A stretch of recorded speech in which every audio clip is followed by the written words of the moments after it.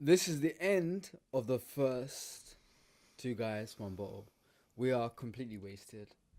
To see how we got he here. speaks for himself, but continue. To see how we got here in this position. How he got where he is right now. How we both got how we are now. And the amount of times he went to the toilet. You know, it's like... The power of editing. Watch the episode. See what we spoke about. It's genetic, okay? I have a small bladder. We reviewed Living I have Life a small Larger, bladder. Episode 1. Check this I out. need to pee a lot. Check this out. Okay, and we are going live in 5, 4, 3, 2, 1, and we're live. So this is the first Two Guys, One Bottle. What's going on? Yeah. And today we're going to be reacting to a brand new show on YouTube called Living Life Larger. Sounds about right. Are we going to drink first? So there's going to be one rule as we go through this. No hold bars. You can say whatever you want. It's no bars held, isn't it? Just try and keep it PC, all right? Because people will watch this. Oh, shit. No promises, man. Today we're not sponsored by Jack Daniels and honey. Nothing to see here. This is just a generic supermarket brand whiskey. Every time the main presenter says the word okay, we have to drink. I'm going to drink anyway, but that's... We're going to drink anyway, but every time he says okay, we have to drink. Yeah, cool. Okay, shall we begin? Yeah, let's do it. I will let you pour the drink first. So, I haven't seen any of this video before. I fought Temptation. I'll let the fizz go down. I'll fight Temptation, but have you seen any... Your content-wise, does any of it come back to your mind? Nope. So you're pretty fresh as well. I'm fresh. Cool. All right, let's do this. You want to hit play? And... Drink to that. I'll drink to that.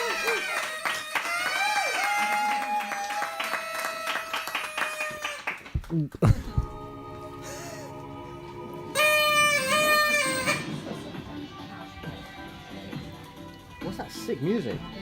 I think it's party pop. Hello, welcome to Living Life Larger, the audience interactive wellbeing web TV show. My name is Steve Surridge. I'm your host for the next half hour. This lovely lady is... Lauren Cutter! And we are talking all things wellbeing. We are gonna, find out what wellbeing is. Can I hear someone talking in the background? I'm imagining that. There is a yoga teacher in the background giving a yoga class. Okay, during the intro for this. So what does well-being mean to you? It's a buzzword, really. I mean... I'll drink to that. Yeah. Oh, yeah, whenever he says okay as well, let's not forget that. Well-being's a buzzword. Because it can be broken down in so many ways. I think most people are looking for quick and easy answers, just a panacea, a magic bullet to kind of resolve either some type of mental or physical or spiritual kind of dilemma or, issues that they're having. And yeah, it's a buzzword. It's not necessarily that there isn't any value in it. It's just a signpost pointing to something bigger than what that word currently represents. Okay, because I've been thinking about this for a while, or at least the last few days. And I've always hated the word well-being because, as you said, it's a buzzword.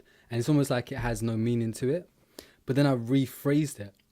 And I said, okay, maybe it means being well. And when you say being well, it's got a whole different connotation to it. And I feel like being well means something stronger than well-being. So if I said to you, what does being well mean? What does that mean to you? It depends on where... It depends on...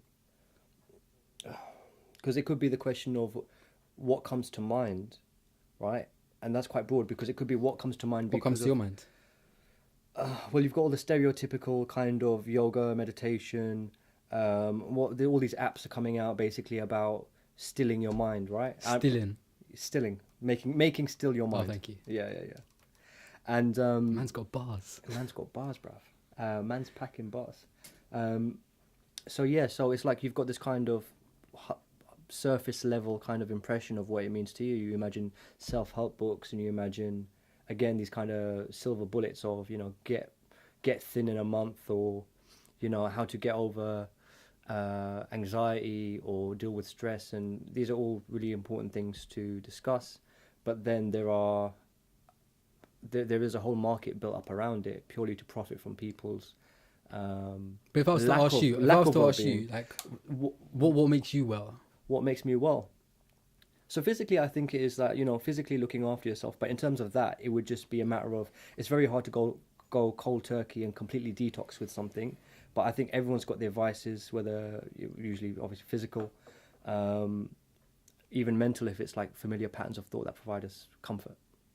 But physically, I would say it's just basically having some type of balance, finding a middle ground.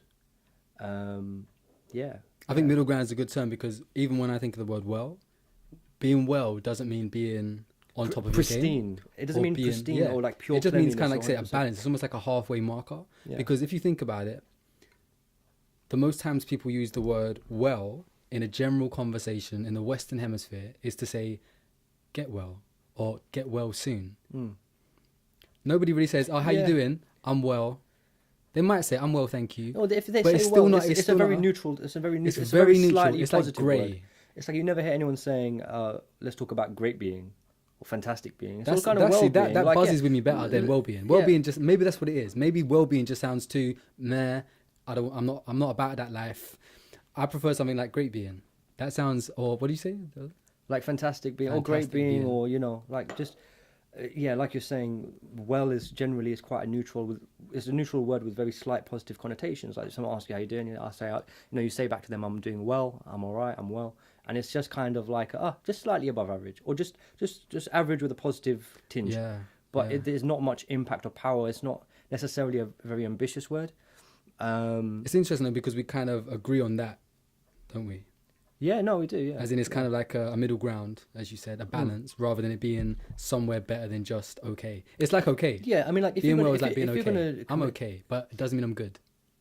Good yes, being. yeah. I'm a human being, Yeah, but being well is just, yeah. rather than I'm fantastic. Sure. Which, like I say, is another level. Yeah. Well, it's almost I completely agree. It's kind of like It's almost like the point at which you just pass the barrier of being crap or being unwell or being whatever, well. It's like you've just passed that point of I'm okay. like I'm no longer I can no longer define what I am as unwell or Yeah. not well. So I must be heading in a different by a direction. process now. of elimination. But like I say, I'm not great. Yeah, I'm not fantastic. I'm just well. I'm okay.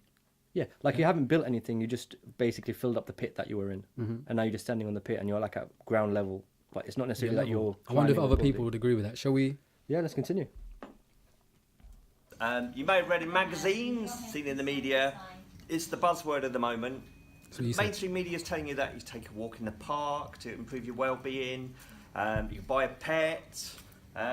Do physical activity. That'll get you I'll well-being. stop there very quickly. Just on those points. So, with the pets thing, we, it's kind of in the public consciousness that the information is made available. That, for example, war veterans who are suffering from PTSD, they usually recommend they have a pet in their life with which they can kind of use as that kind of social or emotional connection that helps them. Are you trying to choke yourself with that cable there? You're right there. So yeah. It's my first time. Okay. So it's like sometimes they recommend veterans or sufferers of PTSD to get a pet to kind of build that emotional. Or anybody attachment.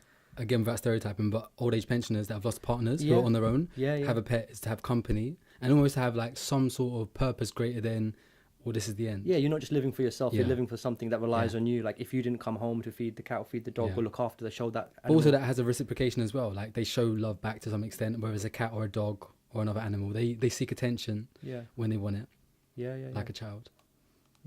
And so with the walking in a park thing, I agree with that generally as well, because really I think anyone who's trying to become more grounded, just getting back in touch with nature, they found that people who lived with very little green space or had very little exposure to kind of the nature around them or nature available, they had a higher incidence of like mental illness, or like they more anxious, more stressed. And I guess it's easy for most kids to be sat there with a phone or a tablet and just absorbed in the living room, like not moving for hours. I can relate to that as a childhood. But I think a lot of the youth is, so even just regardless of the age, just even just going and lying down in the grass on a good day and just kind of just being at one with nature, even that's sometimes very, very mentally stimulating and relaxing. And Again, we're talking about the mind is what you're kind of pointing towards. It's the mind connection. But it's psychosomatic, so a lot of things in the mind have a physical effect on the body. So they're interlinked. But yeah, it's interesting. But it works both ways. And again, Steve mentioned that the mainstream talk about well-being is this, and this. Now, I can't vouch for that or not, because I'll be honest with you, I've avoided the mainstream for the last probably 10 years. And I seek my own news sources. I seek my own validation. I just look in the mirror. Well, you validate yourself, No, right? as in- Which is it's a healthy, no, as in terms of you don't need external validation. It was you the wrong. self-validate. It's the wrong word. All right. Go on. And you've made me lose my train of thought. But basically, what I'm Fucked saying, I seek my own truth. Oh, that's gonna be beeped. Oh, is it meant to be no? We said no bars hold, no hold bars. Yeah, for you, Shit. bro. Dude, are you gonna put a PG 12? Put a 12 I will rating. age in it? restrict just you, just your part. All right, cool. Yeah, the mainstream. The buzzword is in the mainstream. It might be in the niche markets or the niche collectives of people as well that are in that area. But I think everybody comes from a different perspective. And from my perspective, even when I think about wellness or well-being, Steve mentioned stuff like walking in the park or getting a dog or whatever. I don't think about those things at all. What do you think about then? First thing that comes to my mind of wellness is health, which is mental and physical health. Okay. That's the first thing that comes to my mind, but it's a very blasé term. So it doesn't actually give you great detail, just that word well-being, as to where we're going and what you do. And again, it goes back to that idea of just being mere, I'm balanced. I'm neither here or here, I'm balanced. And because of that perspective, I feel like it hasn't picked up in the mainstream as everybody's using it or everybody's doing it. It still seems to be like there's a block of people or a block of believers or a block of followers that use that term in a professional sense, or actually follow that term. Like I say, for most people, when was the last time you said, yeah, it's good for my well-being? Again, it's become a buzzword recently, or in the last, I don't know. It's almost like it's a word you say if you're preaching or following it, but it's not necessarily a word that's right in general conversation, or just it's not. Not yet, but I think it's getting there. But again, I'm talking from my own circle, and maybe my own circle is limited. I think most people just don't generally use the word well-being or talk about it in a direct way, because I think most people are generally quite guarded, depending on the society that you're in, especially British society. But a lot of different societies basically have that emotional shield up, where you show affection by taking the piss out your friends, or you don't really directly address matters, but you kind of come in at an indirect angle and kind of feel it out and see, which I guess is just out of courtesy. You don't want to say, hey, how's the breakup going, if someone's really fucking torn up about it and they don't want to talk about it. So there is a respect for the boundaries. But people don't really use the word well-being, or they'll just imply the solutions that they've experienced that work for them in just subtle ways, like, hey, listen, I know you're going through a really shit breakup. Have you tried just like going out to the park and lying on the grass and clearing your mind? Or So is it more an ideology than a word? Yeah, it's more of the pragmatism around it, as opposed to talking about what it stands for, really picking it apart. So a lot of people would just generally, maybe rightly, maybe wrongly, look at a lot of the products on the market that cater to this audience as kind of unnecessary, because people have survived for however many years without these kind of materials around. So a lot of people are like, well, they didn't. My granddad didn't need it. Back then they didn't need it. Why would I need it now? But again, it's not to dismiss any value that is in that market. I'm not making a blanket statement on that. But yeah, no, it's because mental health is a big deal now. Yes, and that's something that I can relate to. Yeah, there's a lot in that. There's a lot of layers in mental health, right? And it does feel like the way it's been adopted by society and kind of brought into the front, to the fore of the consciousness of society, especially Western society. It's good, it's healthy, it provokes conversations, it normalizes a lot of things that people would usually bury down, deep down inside, and just not want to talk about, either with colleagues or with their boss or with their families, So it's good to be able to talk about these things. Oh. Yeah, no, it's fair enough. But when you put the two terms together, it sounds better, doesn't it? As in mental health, mental well-being. Mental well-being, physical well-being. It holds more credence. Yeah, it gives clarity around it, because well-being is such a broad and ambiguous phrase. But if you say mental well-being, there's more of a focus. Yeah, you're saying, okay, what part of my mental well-being will I work on, or what parts need attention, or you can actually hone in on it. But well-being just sounds like you as a overall, just bam, person and their well-being. So, what's your first impression of the presenters? They're all right. I mean, it's first show nerves, but I think so far, a minute in, they're doing all right. Shall we? Yeah, let's do it. Go on. Sort of sorted. But is that really enough? There's the World Health Authority tells us that 300 million people across the world are depressed. So is a walk in the country going to fix that? This show is about that. Mainstream media has been broadcasting the problem for years. We are going to be broadcasting the solution. So stay with us on this amazing journey. Tonight we are going to meet some guests who can tell us all about well-being. We're going to meet our amazing cast and crew. But first of all, some nice news. Hello everyone, Dramatic I'm pause. Kay. Welcome to Living Life Larger, and we're going to be talking some nice news. And we're going to start off nice news with positive news. A survey shows, a survey that was done by the University of East London shows that the more positive news that you listen to, the happier you feel. You feel better about yourself. I can't really disagree with that. It's like you It's get like the law of attraction, though, isn't it? As in, what you focus on, you attract. yeah. What you spend time with, you become. Definitely. I think What you practice and do every day, you are. There's yeah, exactly. Well, it's Do you want some more wisdom? I got loads of you it. drop bars, man. Go on, let's hear it. What's your thoughts I'm on done. it? I'm done. Go on. Shit. So it's like I don't disagree with it. It comes down to the fact that environment and the people around us have a massive influence on who we are as a person and the way that we think and the way that we see the world. And if people consciously shape the environment around them and put themselves in situations where they're hearing positive things over negative, or they just surround yourself with positive people instead of negative, I mean, it's like you're saying, like attracts like, and then really it's just like if you control your environment, you're internalizing that, and you're it's almost integrating with who you are as a person, because things are subconsciously or consciously that we perceive, they just become part of who we are, whether we recollect them or whether we use those parts of us, But it's the same idea it's like as learned behavior. what you consume as food represents your body. Yeah. What pretty you much. consume in your Yeah, mental, mentally, yeah, exactly you, the same you kind thing. of represent in your thoughts and your speech and your ideas.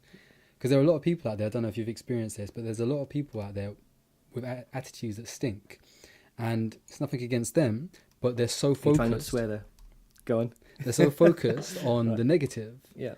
that they can't shift themselves into the positive as easily, because all they've known is it's not for me, it never works out for me, Yeah. da, da, da, da, da. But because that's their story and they keep telling that same story, can you... You look at them shit, don't... How dare you? I'm going to have to do bloody... What do you call it as well now? Pixelation. That'll be a cut shot. That'll be a cut shot. Just letting it hang out. Reminder, cut shot. Yeah, so... so like I say, I just kind of really want to go. Alright, what you consume mentally, Yeah. and how you spend your time, you build your castle or your inner self. For the last 15, 20 years, all I do is focus on where I'm going, what I can do, and what I do want, rather than the other stuff. And because of that, I think I've got a very positive mental attitude. Sure. So again, in relation to this, when you spend time with positive news or positive stories or positive people or positive things, and again, positive is a very subjective word, but what's positive to you, then obviously your outlook's going to be more positive. Yeah. I pretty much agree with you there. The thing is, as well, though, you have to bear in mind, there's one kind of crux in this whole kind of self-creation ideology, way of thinking. You the best. I know.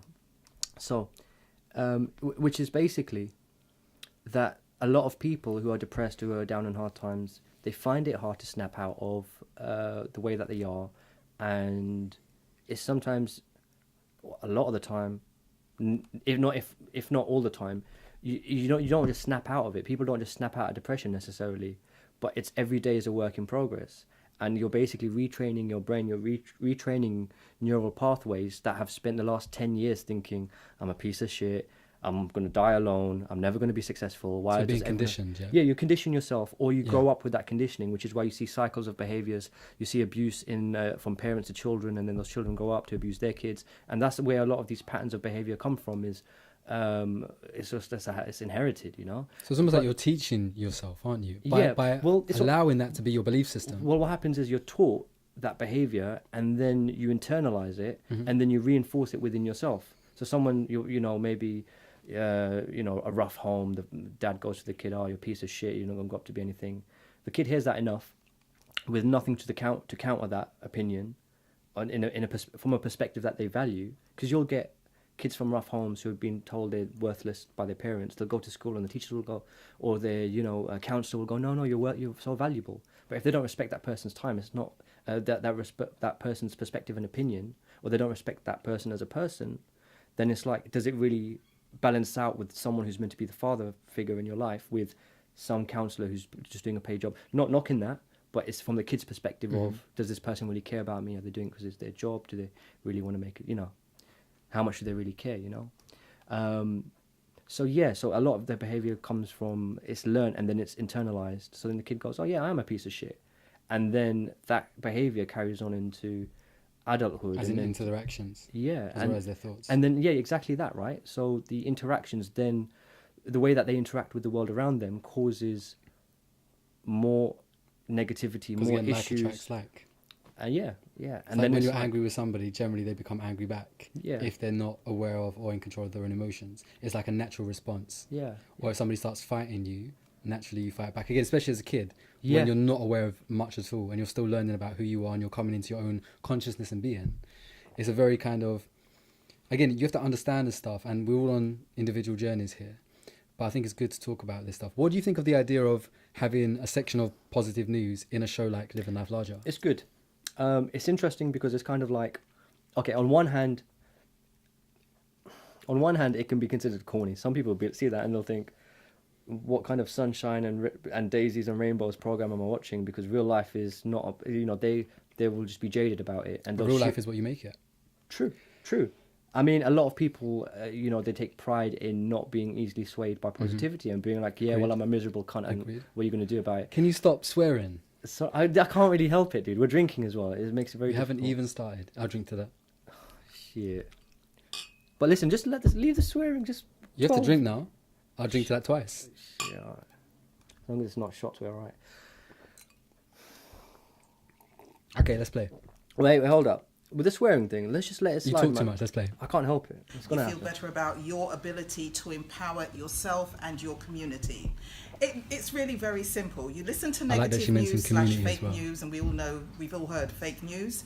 Fake Leaves you news. depressed. It leaves you anxious. It leaves you not able to contribute. That's why I so avoid do watching yourself the a news. favour. Don't listen to the negative stuff. Look at puppies and kittens dancing. The purpose of the media has never been to empower us to make decisions to change the world around us, but it's just to make us normalized to that and make us desensitized passive observers to it. So it's just kind of, I guess that's happening today. I guess Yeah, Kim we Jong become Un's about used to to it. nuke. Yeah, we become like, used to it. Yeah, you just Like I said, that is the world around us when it's not. Yeah. There's a really good Tony Curtis documentary. I can't remember off the top of my head, but he talks about how the media is basic. Yeah. Look for some lovely positive news. We're going to be publishing the links to our website below so you can see where we get our nice news from. And I'll be back with you again after I leave you in Steve's capable hands with some more nice news. Oh. That was brilliant, Kay. You seem sweet. Thank you so much. Thank you. Okay, so we are going to meet. What? Steve said okay. Ah, shit. And you swore. As long as you don't make me drink every time I swear, because then there'll be a lot of swearing. Drop the bomb. We are going to meet our amazing team of volunteers that help in make this show happen. So let's come over here. We're going to meet the lovely Lauren Shaw. Lauren, tell us very briefly, one thing do you do to maintain your well-being? I'm a bit of an exercise junkie, so I'm really big into yoga, which is a great first episode for me. Dancing as well. I've danced since I was 3 years old, and I've always found that quite therapeutic. And it's great for confidence as well. It really built up my confidence as a child, and that is something I've carried through into my adult life. Brilliant. So you're very much into the physical stuff. Yes, Yeah, absolutely. brilliant. Let's meet Eglay, who's our social Just a quick media. one. In terms of physical activity to improve mental health, I think they did studies which found that people who are more physically active delayed dementia, staved off depression, not necessarily like in a black and white, they went to the gym and suddenly they were perfectly fine, but they found just generally as statistics and trends, people who are more physically active tended to have better circulation around their brain, made them increase the uptake of information during the day. So what is it saying? If you don't use it, you lose it. And Yeah. if you imagine you've got a body that is basically physical, it needs to be used. yeah, It needs to be utilized. Same with the mind.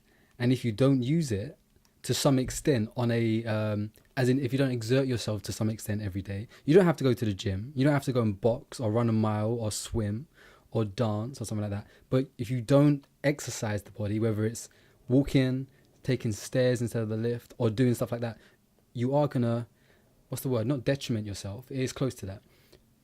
If you don't do it, If you don't basically exercise, if you spend all your life, it will atrophy. that's what I said. Yeah, it will atrophy. Yeah, yeah.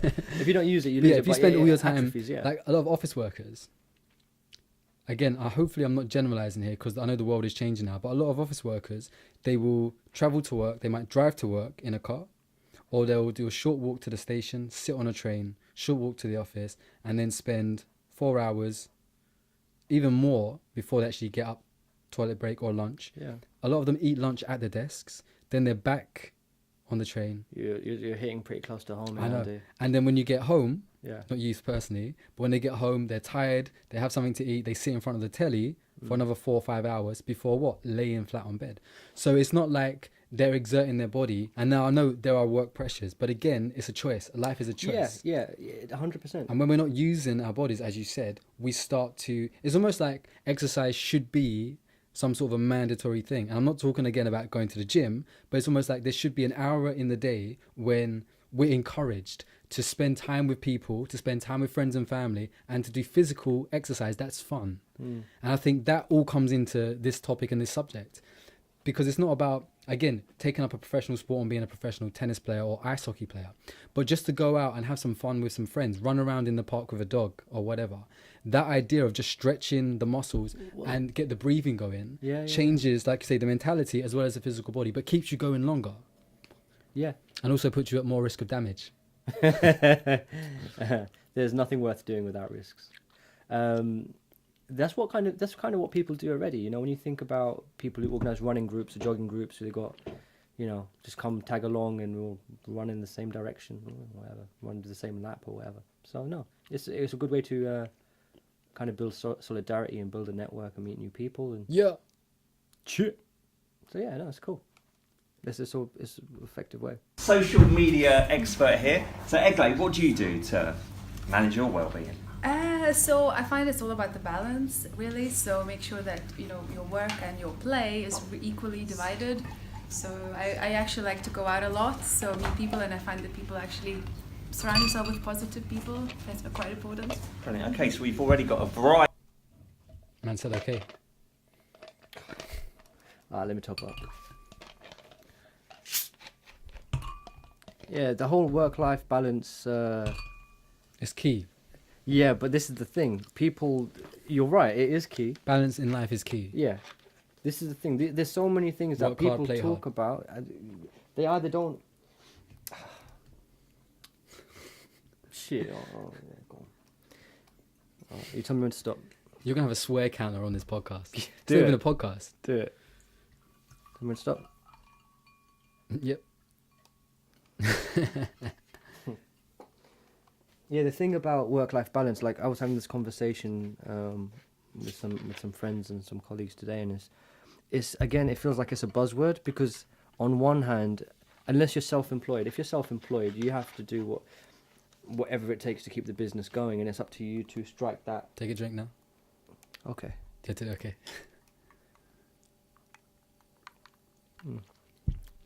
So. What were you saying about being self-employed against being employed? So if you're self-employed, Right. a lot of people, you know, I've never been self-employed, I guess, but the mental image that comes to mind for most people and for myself, I imagine would be, you know, the person who's doing 7 days a week, 16-hour shifts in order to make 18, yeah. in order to make it work. And then in that respect, it's like really that balance is down to, okay, they need to get a business off the ground, or they need to make a business idea work, or you know,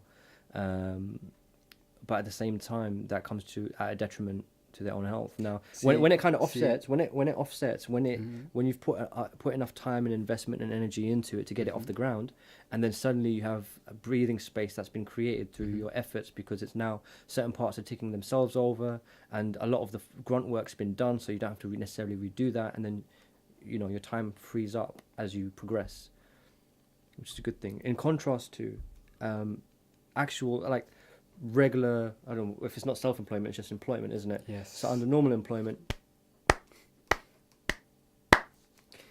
Under normal employment, it's like people, bosses or senior colleagues, or the company as a board of directors, you know, they want to preach this message of mental health, mental well-being, and of balance and work-life balance.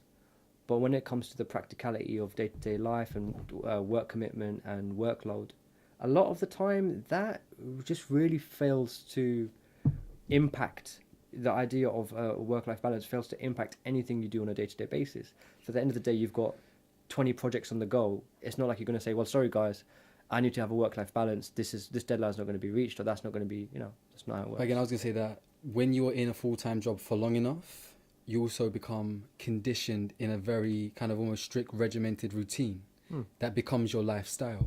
But when we were talking about self-employment, I'm self-employed, by the way. When we're talking about self-employment, I see a balance, which is, again, different to other people's perspective. But as you said, I worked my arse off setting up a business. So I was very heavy down this end. But now I'm in a kind of a balanced state here. But I feel like that's now shifting towards a very, I'm not doing nothing, or I can do whatever I want stage. So that 18 hours a day, let's call it unbalanced area here. If you look at it on a wider perspective, which is I think the perspective that I come from, is that it's actually balanced when you put two ends of the stick together. But it's only when you can look that far ahead and have that vision and understand that I'm doing this to get to this. Whereas generally when you're working in employment, unless if you have because again, in employment, I believe there's different perspectives of employment. You have jobs and you have careers. Jobs are generally people aren't interested in growing or expanding. They do it because they get paid. Sure. Whereas careers, they have an ambition to grow, to do more, to be more. So with those two levels, there's two different aspects of where the people are going. And again, that idea of life balance and also that idea of conditioning is slightly different in those two perspectives as well. So again, it's a very subjective topic that we've raised here. Yeah. There's it's a very nuanced kind of thing. How did that come from what they were saying? Because she was talking about work-life balance. Because all I heard was him say, okay. And I'm sure that was the last time. Let's go. Go on. Variety of answers. Let's head over to Mark here. Oh, watch the yoga. So Mark, no escaping you. You said you wanted to hide behind the camera. There's no way. You've been cornered. Well, Mark, what do you do to maintain your weight? I try and stay away from junk food, eat raw veg and fruit, because the vibration of the food, the I like better that they'll you have feel. different answers. Okay, so you mentioned vibration there already. It's quite it's a nice diverse. Steve said okay. Every time I think it's because we were stopping to pause and talk about it, but it's actually because he just said okay. Let's keep the momentum. Already. Yeah. Okay, and so let's head over here now. Did you say it? No, rewind that. I want to hear him say it twice in about 15 seconds. He said it twice. I'll go back to 39. Listen. Eat raw veg and fruit, because the vibration of the food, the better you feel. Okay, so you mentioned vibration. It's one. Okay. He needs to change the word. Every time if you say okay too much, Mark was caught on camera. where are the bodies, Mark? Where are the bodies? Every time he says okay, it feels a little bit like he's glossing over it. I don't know if you get what I mean. I feel like the word okay is kind of like okay, like I feel like okay is like a filler, as in like an Okay. So again, when people it's because they're either thinking or because they're kind of insecure about where they're at in response to what they're getting from other people. Okay, so it's just like a filler word. Okay, that's fair enough. Can you stop saying it now? You just said it twice. Okay. And so let's head over here now. We are going to meet our very first guest. Actually, sorry, I've forgotten one person. One very special person we've got to ask him. Andy, you're on camera. We can't switch the camera around, unfortunately. Oh, right, okay. But I can still tell you. He said okay.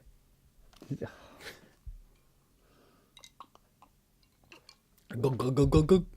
Yeah, you tell us. It's a voice from behind. Or shall I hold the camera? I just avoid you at all costs, and that's good for my well-being. Yeah, okay, that's cool. Thank you very much. I would do the same if I could. Okay, right, so come this way. He said okay.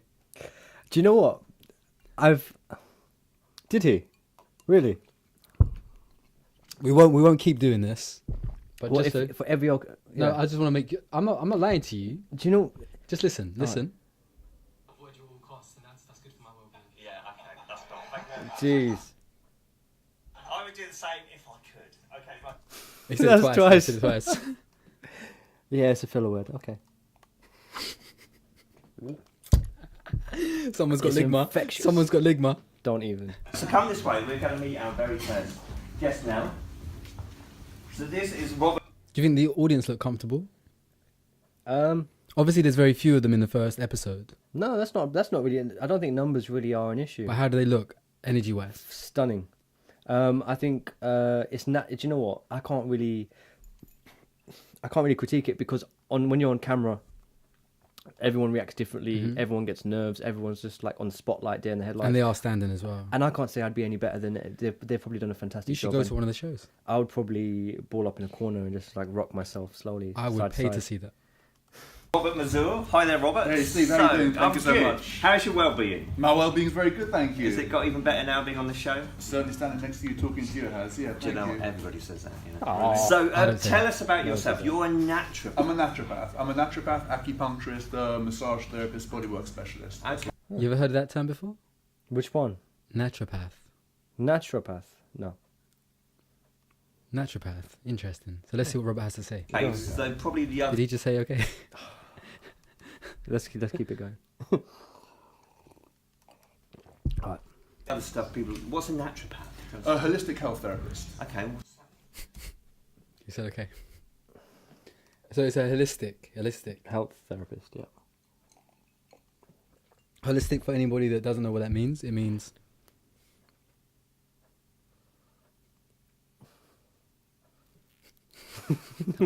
wow, special moment there. Holistic, Natural means holistic means in its entirety. So it's basically almost if you have the sum parts to create a whole, it's basically the whole. Are you going to Wikipedia it? of course. I'm going to Google define it. Because it's bothering me. There was a particular. So is no holds barred bothering me. Yeah, go and Google that as well. What am I Googling first? Holistic. Holistic means in it by its nature, in its entirety, whole. Okay. Holistic Whole. to me means kind of a natural approach. So we'll see what it means. Holistic. This is only Google's definition. It doesn't mean it's ours.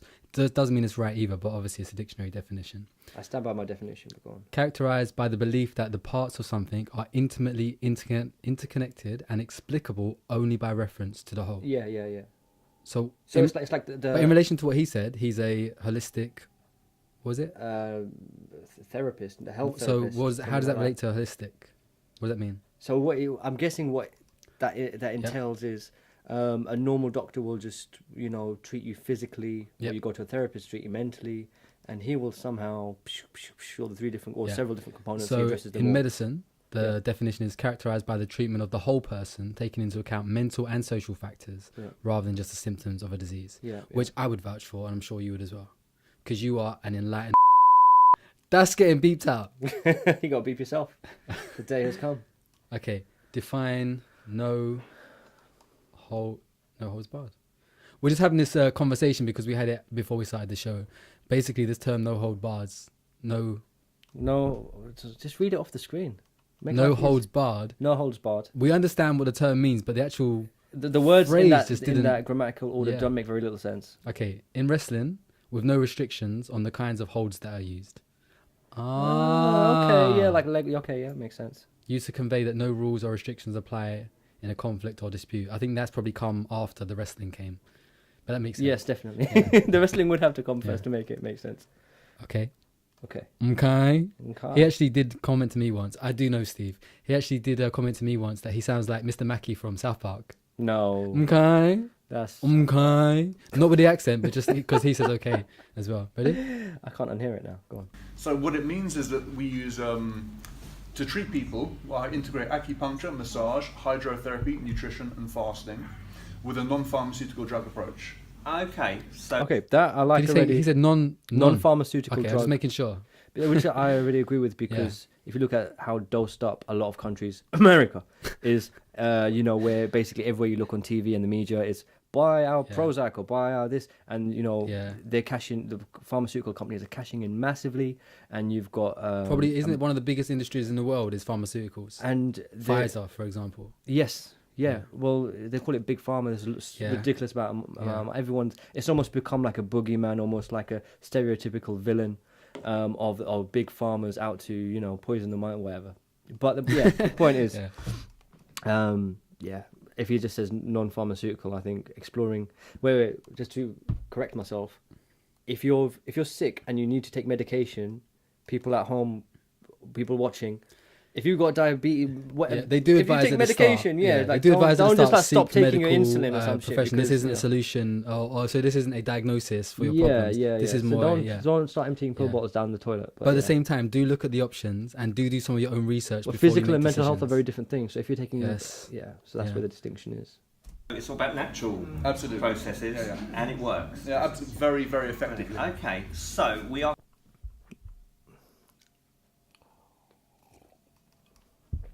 going to come back to you in a moment. So Okay. bear with us. Don't move. Okay. Thank you. So You know what? You Steve! don't even need to pause it. We just drink through it, man, because we'll have to pause every 30 seconds. It's getting. But wait, I need another drink, please.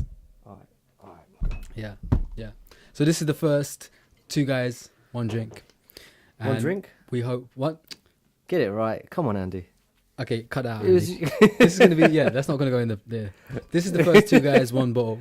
It's, Why do you think anyone was watching it apart from to watch us fluff sentences? No one's watching it right now, so it's cool. Yeah, eventually. Yeah. It's gonna be edited. They just want to watch us talk some rubbish with some snippets of wisdom in between. We hope. No, but again, I think that one day we're gonna look back at this because whenever I make stuff that I make myself, I never make it for other people. That might sound selfish, but I make it so I can look back at it and kind of laugh at myself and also learn from myself and be like, that's who you used to be. It's almost like Mandela said, it's always interesting to go back to a place that I once was to see how much I've changed. Okay, yeah. Or something like that. Yeah, And it's yeah, just yeah. such a beautiful thing. Well, it's like a video diary, isn't it, really? You're looking back on the person you were and what Which your is why I'm mentality more confident now. I'm still not that confident to walk around and hold my phone out and in the street, hello, and this is what I'm doing today. But having a conversation where I'm not directly holding a camera in my own face or being present in a production of some kind, as long as it's got value and substance, I'm willing to do. But we're changing the subject. Yeah, go on, let's crack on. Thank you. So let's ask some of that. Okay, so Caroline, well-being, what's it mean to you?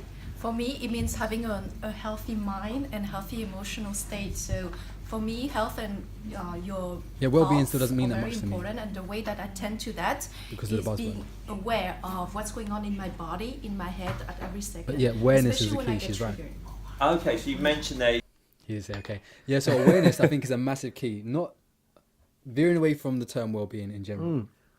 At the end of the day, if well-being is the only word that people have been generally given to use to describe that, the fact that they use it it's not necessarily a bad thing in itself, because if it's the only word you can use to describe it, there's still so much positivity that can come out of your relationship with that concept and what that concept stands for in your head.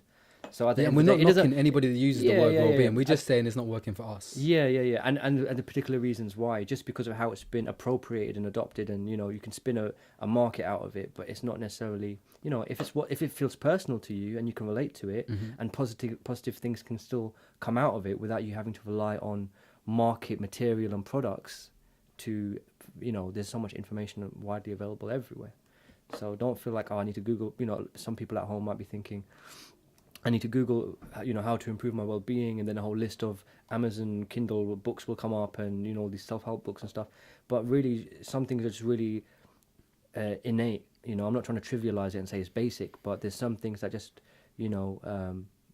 just taking the time to just, separate yourself out and just thinking and reflecting on, how can I change things? How can I change the things in my life that don't work for me or that are detrimenting my happiness? Now, even this And conversation, it's awareness. Yeah, this conversation we're having now is, I would say, a very superficial conversation still, because awareness we could go very deep on, which we'll save for another time. Yeah. There's But always I think they're heading in the right direction at the moment, because there's a lot of key things being said here. You're right. That will Awareness is resonate with different people. That will mean something really powerful. And awareness, Mm. for me personally, is one of those things, because awareness doesn't just come overnight. Awareness comes from building upon knowledge and experience over years and years Awareness and years. of what? Of whatever it is you're interested in, for example, well-being, but awareness of everything, as much as you can be aware of, because the more you become aware of, the more you realize what you're not aware of. The more you realize what you do know, the more you realize what you don't know, and the more intelligent you become by being aware of how unintelligent you are. Awareness. Let's do it. Yeah. You mentioned there your thoughts, You loyal. mentioned You're the emotions. best. I think we're going to be coming back to these topics over the duration of this show. Judy, Hello. What does Look at well-being that mean smile. to you? Always having a smile on my face Yeah, for she's me, awesome. which makes me happy, which She is then happy, makes you innit? feel better, and then you pass it on to someone else. And that's You true. seem very smiley. Always. That's good. Brilliant. Okay, let's head over here. Come this way. Jackie, how are you? I'm good, Stephen. I'm good. I work with Jackie. She knows me. She's always telling me off. As well. Jackie, well-being. What's it mean to you? Well-being is really for me taking care of myself, physically, mentally, Yeah, yourself is emotionally. important. Ensuring that It's I not have about a being balance. selfish, it's about For putting yourself me, first in order what to really helps my well-being is lead the music. life. Yeah, go on. Lead the life that you want others to lead as well. If you can't look after Well, lead yourself, by example. it's not even by example. As in, you don't have to be an example for anyone. No. But if you don't look, I always think of it as a cup. If you can't fill your own cup first, how can you fill anyone else's cup? True. So it's like Two girls in one cup. your cup overfloweth into other people's cups. You said like Chris. Chris. Hey, Chris. Hey Chris. Hey, Chris. I Hey, love you, Chris. You're beautiful, Chris. You're the best, Chris. But yeah, I love that philosophy of when a cup overflows, that's the time when you're abundant. And when you're abundant, you're free to give, but you're free to give from a very aligned, centered place. Yeah. Where basically all you want to do is actually give. And it's such a good feeling to be in that position. And I'm not talking about money. I'm talking about just your energy, your thoughts, your ideas. 100%. But what comes out of you at that stasis of being a full cup is generosity, is a positivity, is love, which is, I think, the highest kind of vibration you can live, exist in, give, portray. It's the highest vibe. Yeah. Okay. Yeah. But yeah. So it's funny you say that, because that makes me think, for example, negativity is a very draining influence on a person's life. If someone's depressed, they 100%. feel lethargic, they feel 100%. apathetic, they feel demotivated. It's a very dense vibration. That's why. and this physical, psychosomatic, where the brain has an influence over the physical state of your body. Psychosomatic symptoms, where if people are depressed, they usually get aches. And I speak from experience. I was depressed for quite a few years in my life. I think everybody. I guess everybody has experience without even maybe being aware of it. But I think everybody, because every time I hear someone say that, I'm like, oh, here we go. Yeah. But I think because I've been through it as well. Yeah. I think everybody at some stage is affected by it or feels a sense of depression. Sure. Without realizing what that is. Sure. Because it's mental health, isn't it? Depression is linked to mental health. True. So it's varying degrees, isn't it? So someone can maybe for a day or for a week or for a month feel depressed. Clinical psychology makes a distinction between, episodes of depression or sustained depressive episode. Depressive episodes are two very different things. So after at the loss of a loved one, you're mourning. Some people will say that there's elements of depression in there where you're just feeling, whatever you're feeling. But then there are people who genuinely, after months and months and months, can't shake it. And there is a distinction there, which is clear to make. Because, again, a lot of people say, as a kind of tokenistic offering of, oh, yeah, don't worry. Say you've got a friend who's really, really depressed, and then you get someone who goes, oh, don't worry about it, man. I was depressed once, and maybe it was for a week, maybe their dog died, maybe their ball got kicked over a fence. But the point is that they, the person who's actually genuinely in the depths of, suicidal thoughts and, scraping the barrel of how they're feeling, when they have someone come up to them and say, oh, yeah, I was depressed once. And it's actually in reference to the one time that someone dropped their birthday cake and they were so torn up about it. Yeah, you can't relate. Yeah, you can't relate depression with someone else's depression. No, you can't. No, they're very so again, when I talk about the experience of everyone's experienced it, everyone's experience is in their own way. It's very unique. Yeah. But I think the symptoms are similar in the respect that who we are at our best changes. Like you say, we are drained. And that drainage of our energy, or whatever you might want to call it, puts us into a different state of mind that isn't our best. Which might come back to the term well-being, which is what they're talking about. Yeah. It's like if a person is like a many-faced ball of glass, many surfaces. Depending on where you shine the light out of, you'll get a different kind of image appear on the. It's just it's just one of the different manifestations of a person. Shit. No, I was still the bit I wanted to actually get to. You're welcome. I love you too, Andy. You're so pretty. The bit I wanted to get to is do that again. Can you slap your face That's again? not going in the film. Oh man, the world! I would pay to see that. Just your reaction. Stop it, please! I beg you. All right.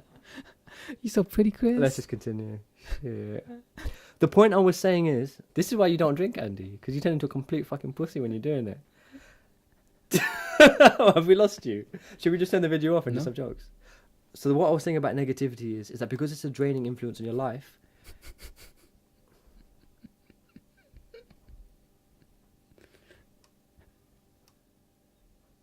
You know you're slowly turning pink. No, Just 'cause I'm crying. I know, can see you're crying.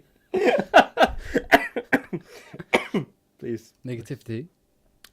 Because negativity. I can see you crying, dude. Please, just like sort yourself out. I'm depressed. I'm taking that away from you. The thing about if you've got negativity that you're harboring, can you? I don't know what's going on. What are you giggling about? Do I look like a Saddam? I've got the beard. How can I look like Saddam Hussein? Come on. Because if I was you right now, I'd just carry on talking. I wouldn't care about the other person. But it will just be giggling in the background. That's fine. For who? Carry on. I'm like your audience.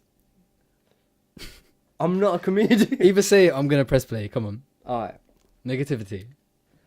So the thing about negativity is that if you're harboring negativity but trying to put out positivity, like some people feel depressed about themselves, but they try and be a positive influence in other people's life, and what they end up doing is giving out energy that they need for themselves to make themselves better.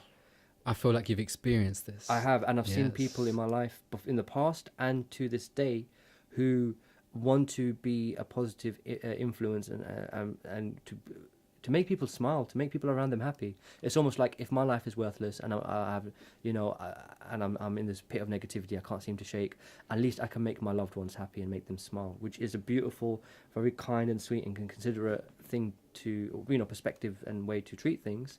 But having said that, you will never recover as a person if you don't take that energy for yourself, because you're giving out energy that you don't have to give away. You're in a deficit. And using that energy, mustering up that energy to address the problems head on, drag it out into the cold light of day and really talk about and resolve them within yourself and lean on your support network. That's what it's about. You can't give away energy you don't have to give. So when you're talking about, you fill your glass first and then whatever flows out of it is what you share, is the right attitude. Because, there we go. Again, we're not saying that's right, but I guess we. I'm agree saying on it. that's right. No, but I'm saying that's my but for a perspective, mass but audience. I mean, people will beg to differ. People have their own opinions. People have their own experiences. I'm not knocking any of that, but that's something that I went through, and that's something that I found worked. I felt I couldn't resolve my own negativity until I took the focus away from making other people happy and just focus on what do I want, what makes me happy, how do I build a future or a life, or how do I visualize some type of prospects that make me feel good about living. How can I live without this person in my life or that thing in my life? And, you can't really be happy until you can see a future where, You can be happy. I'm not even going to go into this, but you can be happy right now. I am you happy don't have right to. now. No, what I'm saying is you don't have to. I just see your bright pink you don't have face to and I think of just other feel things. filled with warmth. You And just be happy. Right. Go on. Okay. Yes, He said okay. I was already drinking. I listen to a lot of music. I have I've got all sorts of streaming, because it makes me. I go for walks, and sometimes work gets on top of you. You go for a walk, you listen to your music, and you feel that much better. So you've got to take. So again, the key thing here. I don't know how aware she is, but I think she was aware because she said it. She said it feels good. I think what a lot of people don't realize is that thought and feelings are very interlinked, and people aren't aware how linked they are. How linked are they? Shall I? I was having this conversation with a friend the other day, actually, and he was completely unaware of this knowledge bomb that I laid on him. Now, it's not a knowledge bomb. It's just a perspective, a point of view from somebody's experience, okay? So a knowledge bomb. It depends on what you choose to decide it's going to be. I just got to be careful of how I say things, Look, you're not brown. You can To get away me, with it's saying it, knowledge. man. To me, SWAT it's teams aren't knowledge. coming to your door. You're all right. So, your emotions, and again, this is nothing new, and this is not my philosophy, and I wasn't the first one to talk about this, but emotions are a guidance system. And when she said, I do this because it feels good, it's guiding her towards better things that feel good. Yeah. And if she spends all of her time following her bliss, which was a quote by Jonathan somebody, I think it was, but he said, follow your bliss. If you spend all your time feeling good, like we spoke about earlier, like attracts like, all what's going to happen is you're going to attract more and more things that feel good. Yeah.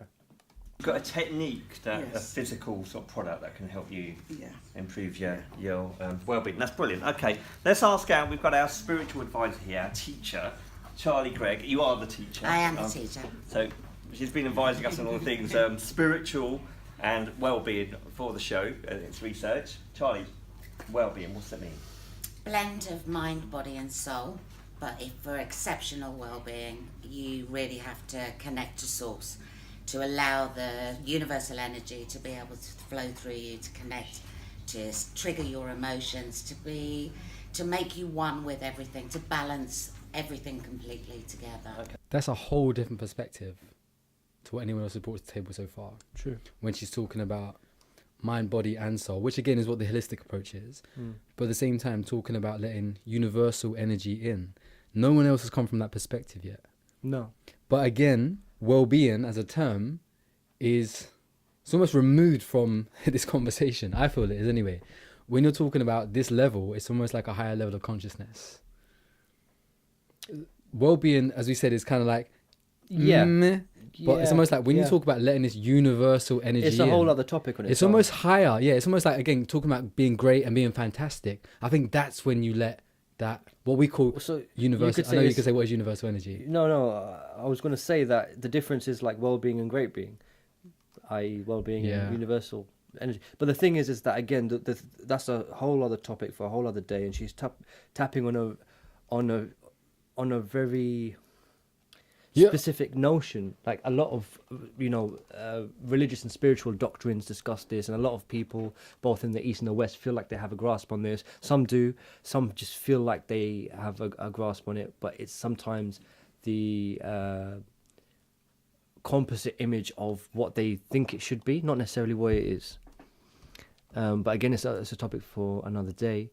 But it's interesting that she mentions it, because if we were to discuss it, or if anyone's to discuss it, my usual issue with the topic is not that to dismiss it and wipe it off the table and pretend, act like it's not a thing. But really, it's like, how do you discuss it in a way that's pragmatic and people can utilize that information and introduce it into their own lives? I think it's very easy. One of my biggest frustrations with a lot of schools of thought, or the way that it's presented and the way people absorb it, is that there's no attachment to pragmatism and reality. And how do people make this universal energy a part of their lives? How do they tap into that? My build on that would be that, because of exactly how you're expanding it, is that it's not just something you can introduce to somebody. It's actually, there's lots of levels and layers. There's context. Produce that actual understanding and that feeling and that action, that pragmatism into your own life. You can't just say, just let some universal energy in and suddenly boom. Yeah, I'm there. True. But it's a little bit like some of the old Shaolin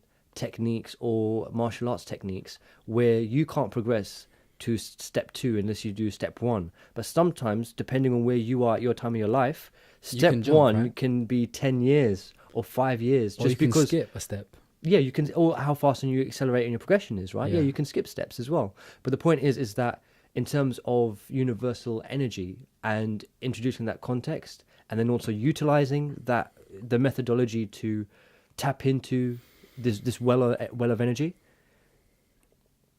Again, it's sometimes mastery of the basics. Mm-hmm. So it could be like, punch this tree 100 times, and they break their hand, and then it heals, and they punch it, and then they punch it 100 times in succession, and then they move to the next step. But the point is, maybe they spend several years just trying to reach that point of conditioning on their bones and their muscles in order to do that. But the point is, some maybe have a natural knack for it more than others. But the point is, you can't get to the more advanced techniques until you master the basics. But at least if you made the basics available, it's almost like it's a shit test. It's basically, it filters out. You can't introduce more advanced techniques to someone who needs to master the basics. So at least if you made the basics available that people could try and say, actually, you know what, I find this really hard to still my mind and allow the thoughts to wash over me and to sit here in silence and just be with myself. A lot of people have issues just being alone with themselves, which is why we surround ourselves with devices and in terms of YouTube or social media feeds and all these things, where people are terrified to be alone in this day and age.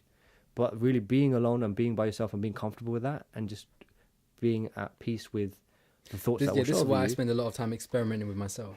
That's I think disgusting, actually do Andy. No one needed to know that. I do spend a lot of time. I do spend a lot of time. You best leave that in. By myself, with regards to actually understand, like you say, when you put yourself in that position, where you are with your own thoughts, and you're not being distracted by other things, and you don't have telephone, you don't have a laptop on, you don't have a television on, you don't have other influences from around you, and you actually spend time with yourself. It actually is very beneficial to your well-being, or to actually your understanding of this reality. Like say, this is how is this for you? How about our next podcast? I don't want to call it a podcast. How about the next two guys? Let's just call it a session. How about the next sesh? Right, we actually go into universal energy and universal law. How would that be for you? I'd be willing to do it if we could do it in a constructive way, not in a theoretical, very what broad we'll do is brush we'll just lay out. I think there's between 12 to 18 universal laws, depending on your school of thought. We'll lay out the universal law, and then we'll discuss it based on a paragraph from an author or an understanding of the universal law. I'm up for it. Okay, let's do it. Well, I'll say let's move on, because obviously we've got still a lot to get through on this. There's a lot of OKs to drink to. And there will be a lot of OKs to drink to. But universal law, I think, is a very interesting subject. And again, it might offer what we're talking about. It might offer an in to somebody else understanding what we're talking about when we talk about universal energy and this more esoteric kind of information and understanding and school of thought. Yeah. There will be people more receptive to it because they've maybe spent time studying or analysing those kind of concepts. Okay. Okay. Let's continue. Together. Okay, so you mentioned there energy, and sorry, I'm being prompted to move on. You mentioned energy and source energy and emotions. Right, let's ask. Just as a side note, in terms of just general comment on that, was a very, very brief and that was literally 30 seconds. That was like 20 seconds of her talking, and then it was very. What's your point? The point is that it feels strange to do a very quick jump skip. It's almost like, how could she? Is it because she couldn't do what she's talking about any justice? It's not even specifically about her topic. I get that it's a little bit of like, what does the audience think? Let's kind of touch base. Yeah. But I feel like if you're going to do something, it should be a little bit more time with that. Yeah, that a little bit more substance. Yeah. Like if you spent like 2 or 3 minutes as opposed to 30 seconds, you can maybe really discuss or get something of value out of this concept. I'm kind of glad you said that, because I'm very aware that there's going to be a roundtable episode of Living Life Larger on October the 7th. Shameless plug. October the 2nd, 7 p.m. live stream. They'll do a roundtable discussion about well-being, and I believe Charlie Gregg, who was in the audience that said that mind, body, and soul energy concept, will be at that talk. So she will be, or have the ability to expand those concepts a lot further, because obviously it piqued your interest, and like you say, she can't justify in that 30 seconds that she spoke there what that terminology means. Yeah, well, it's not even justify. It's just to unpack the ideas. So justify is the wrong word. But to expand on it, to like unpack the ideas behind it, so that it's more accessible to more of a wider audience. Yeah. I mean, you loyal. You the best. We the best. All right, so if you say a few sentences in 20 seconds, you can't really get to the nitty gritty. Yeah. But I'm not saying that this show is necessarily in 30 minutes. How much nitty gritty can you have? I think they understand. They understand that. But I do feel it's a bit like throwing a stone at water and watching it skip. It's like it's too brief. I think that if they're going to talk to the audience members, they should at least spend like a minute or two and maybe just unpack it a little bit more. Well, as I understand, this is very much skimming the surface on a lot of things. As you said, as an introductory kind of place to talk about certain subjects that aren't actually discussed in the mainstream. Now, this being the pilot episode and them exploring well-being, they're just opening the surface of the subject of all different things that could be discussed in future episodes. Yeah. And even then, like you say, in half an hour, there's very little that they have the ability to actually expand on, with the exception of the sister show. The sister show.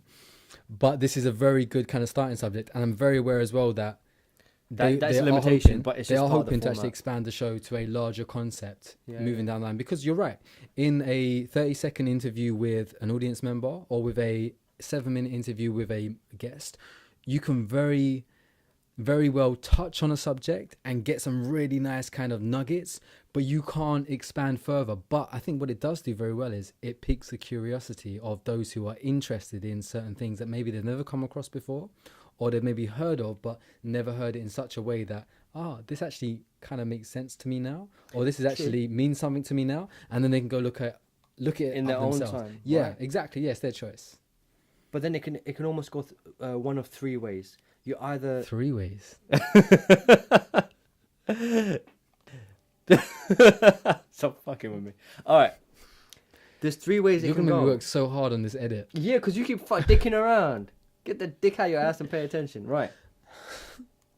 There's 3 ways it can go, right, for that lady. She's just given about 20 seconds skimming over universal energy. Yes. There's the people who already know about universal energy and will be like, oh, Yeah, they'll I be like, like, yeah, I like this yeah. show already, right? Because they tap into it. There's a second type of person who's never heard of it, and they'll be like, oh, I've heard about that very briefly. I don't know much about it, but now that she mentions it, I wonder what it is, right? And there'll be the third type of person who will be like, never heard of it. no, it's that they've heard of it, but they dismiss it as some hokey-cokey kind of pseudo-scientific information. Like BS. But the point is this as well, right?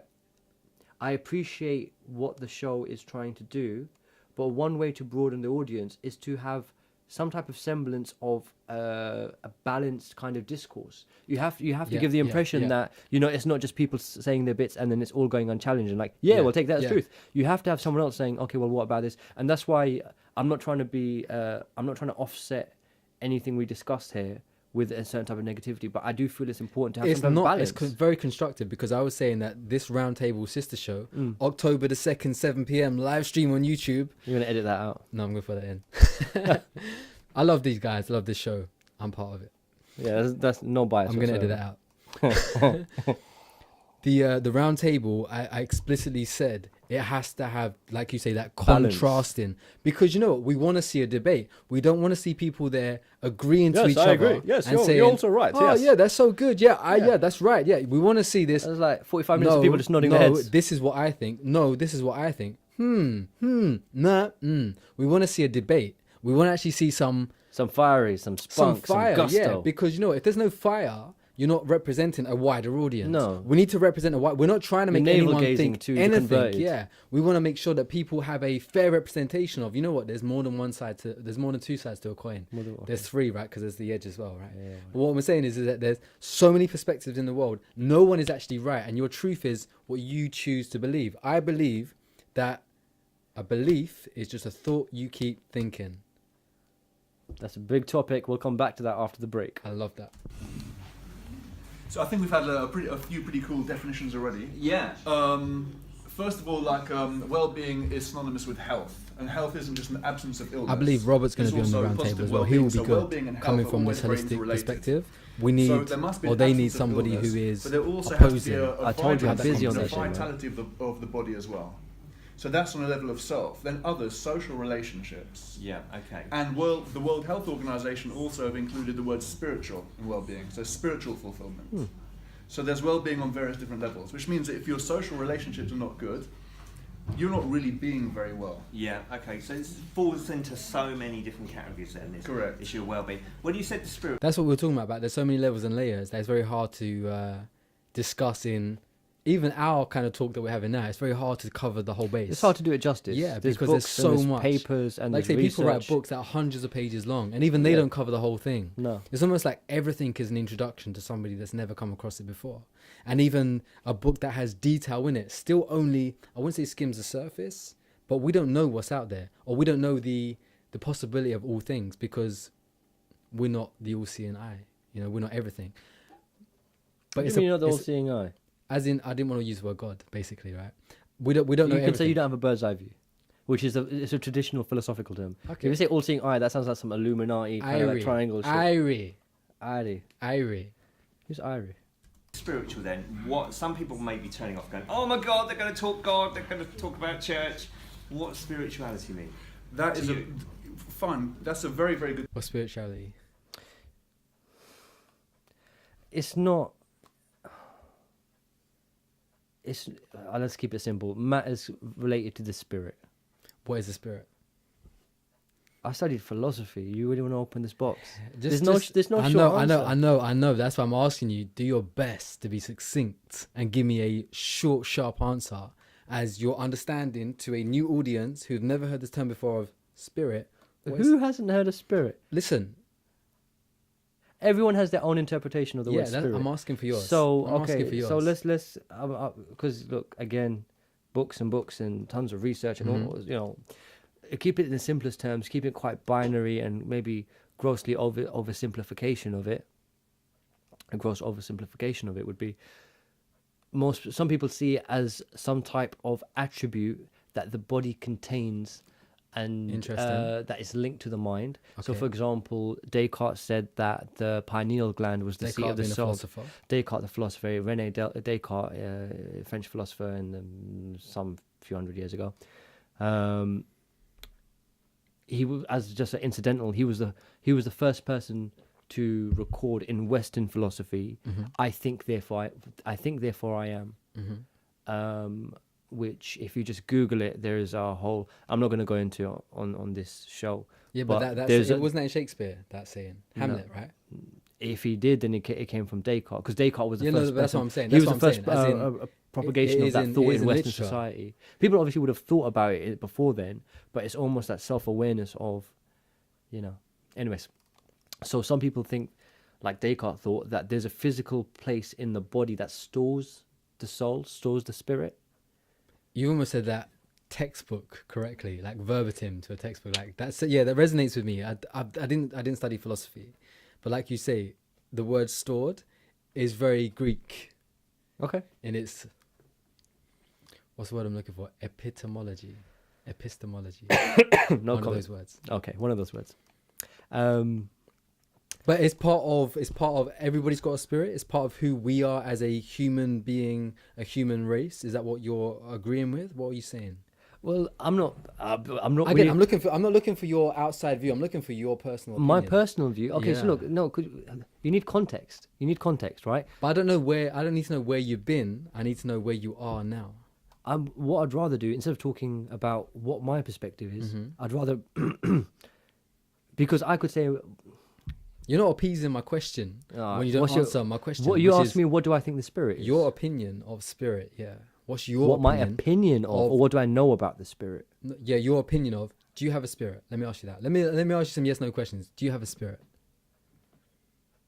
Probably not in the traditional sense, but yeah.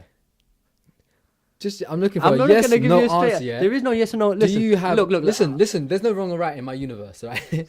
Do you have a spirit? Yes or no? Yes. Because again, this is your opinion, right? Yes. I'm not saying that you're right or wrong, okay? Yes, but if I said to you, what does spirit mean to you then? Because you said you've got one, sorry. What does that mean? No, but look, okay, fine. I get what you're saying. What does that mean? Right. I'm just trying to frame it for you so you can give me an answer. Let me explain it how I feel comfortable explaining it. Just give me the it will make sense. Give me the short story, please. You can edit it. It will make sense. No. I'm not doing this. Edit it. I'm not. Okay, hold up. This is a little edit break. He tells the longest stories. I'm promising you, he tells the longest stories. He says it's going to be a short one. Start the clock. If my perspective is a mixture of multiple perspectives, yes, it's important to understand some of the other perspectives, but I can keep them brief. Yes. So on one hand, some people say that the spirit of the soul is something ephemeral, is something non-physical, but it resides within the body. So it's attached to a non-physical body, i.e. the pineal gland is the seat of the soul. There's some people who believe in a pure deterministic physicalism to the body, which means that our brains have loads of different parts together, like a car. Once the car starts, the car runs, the brain does the same thing, but instead of running, it generates something we understand as consciousness. It's an illusion of consciousness, which is why if you have stroke patients or patients with brain damage, when they lose certain cognitive function of parts of their brain, that no longer factors into their consciousness and it warps and distorts or somehow affects their consciousness. So some people believe that we aren't really spirits or souls. I don't want watered down. I want it stronger. We need more ice. Shit. So some people believe that there is no, they will just look at you like you're a naive motherfucker because they'll say that you believe in a soul when there isn't one and we're just manifestations of these physical and biological processes. Okay. The reason I mention that is because I believe that... Oh, we are going in now. We are going in now. Yeah, we are. I believe that the spirit basically is a capture, it's like a screenshot of all of the knowledge and the wisdom and the information we absorb over our lifetime. It's a repository that doesn't truly... It's not physical, is it? It's non-physical. It's non-physical. Okay, that's clarity already. So it's non-physical. Yeah, but... Does everyone have a spirit? People attach... Does everyone have a spirit? People attach physical... people attach personal Okay, attributes. I'm not talking to about it. people. I'm talking about you. Right. Right. Your opinion. Does everyone have a spirit? Yeah, but then it comes into questions that do animals have spirits? Do No, plants no, have no. spirits? I'm talking about people. Because we're relating to people here. No, some watch people are this. fucking soulless. Animals don't watch this. I wouldn't say all people But are. see, straight away you said soul. So spirit and soul have a connection? Yeah, Are they the same thing? I think they're both ambiguous terms. Okay, but are they similar? They're used colloquially in the same kind of category, but it doesn't necessarily mean that the same thing. I think they're bullshit words. I don't think they truly represent anything that is what they're not. They're signposts. You know, they point you in the direction of something, but how can you use a word to describe something non-physical? You could just call it a blah blah blah. But Remember it's what you still said be about the not same. eating on camera? Can you get some more ice, please? Bro, just eat your pizza. you get I'll some get some. I'll get some ice. Just jam your hype. Your high maintenance, biatch. You're right. My first feeling of the idea of spirit is almost like I understand the concept, but you can't put a word to it. That's my first feeling or thought to it. Yeah, and people do so they can. Yeah, so they can create talk about their something. own It's definition. almost like God. The word God. It's like you can't give God a name, and just by giving God a name, it almost like just makes it not It what it reduces him to a name. 100%. Yeah, so by saying using spirit or soul, you reduce it to. But it's not even that I have an issue with, because you need some way to communicate about it. There needs to be a way to communicate about it. There needs to be a point of reference, right? The problem that I've got is that people use that word as a coat hook to hang all of their bullshit, their cultural or societal or their personal perspective, and they just warp that idea and then distribute it among the masses and say, this is what a spirit is, this is what a soul is.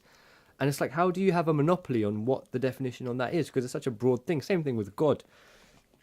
So, yeah, I'll get some ice. So my idea of spirit.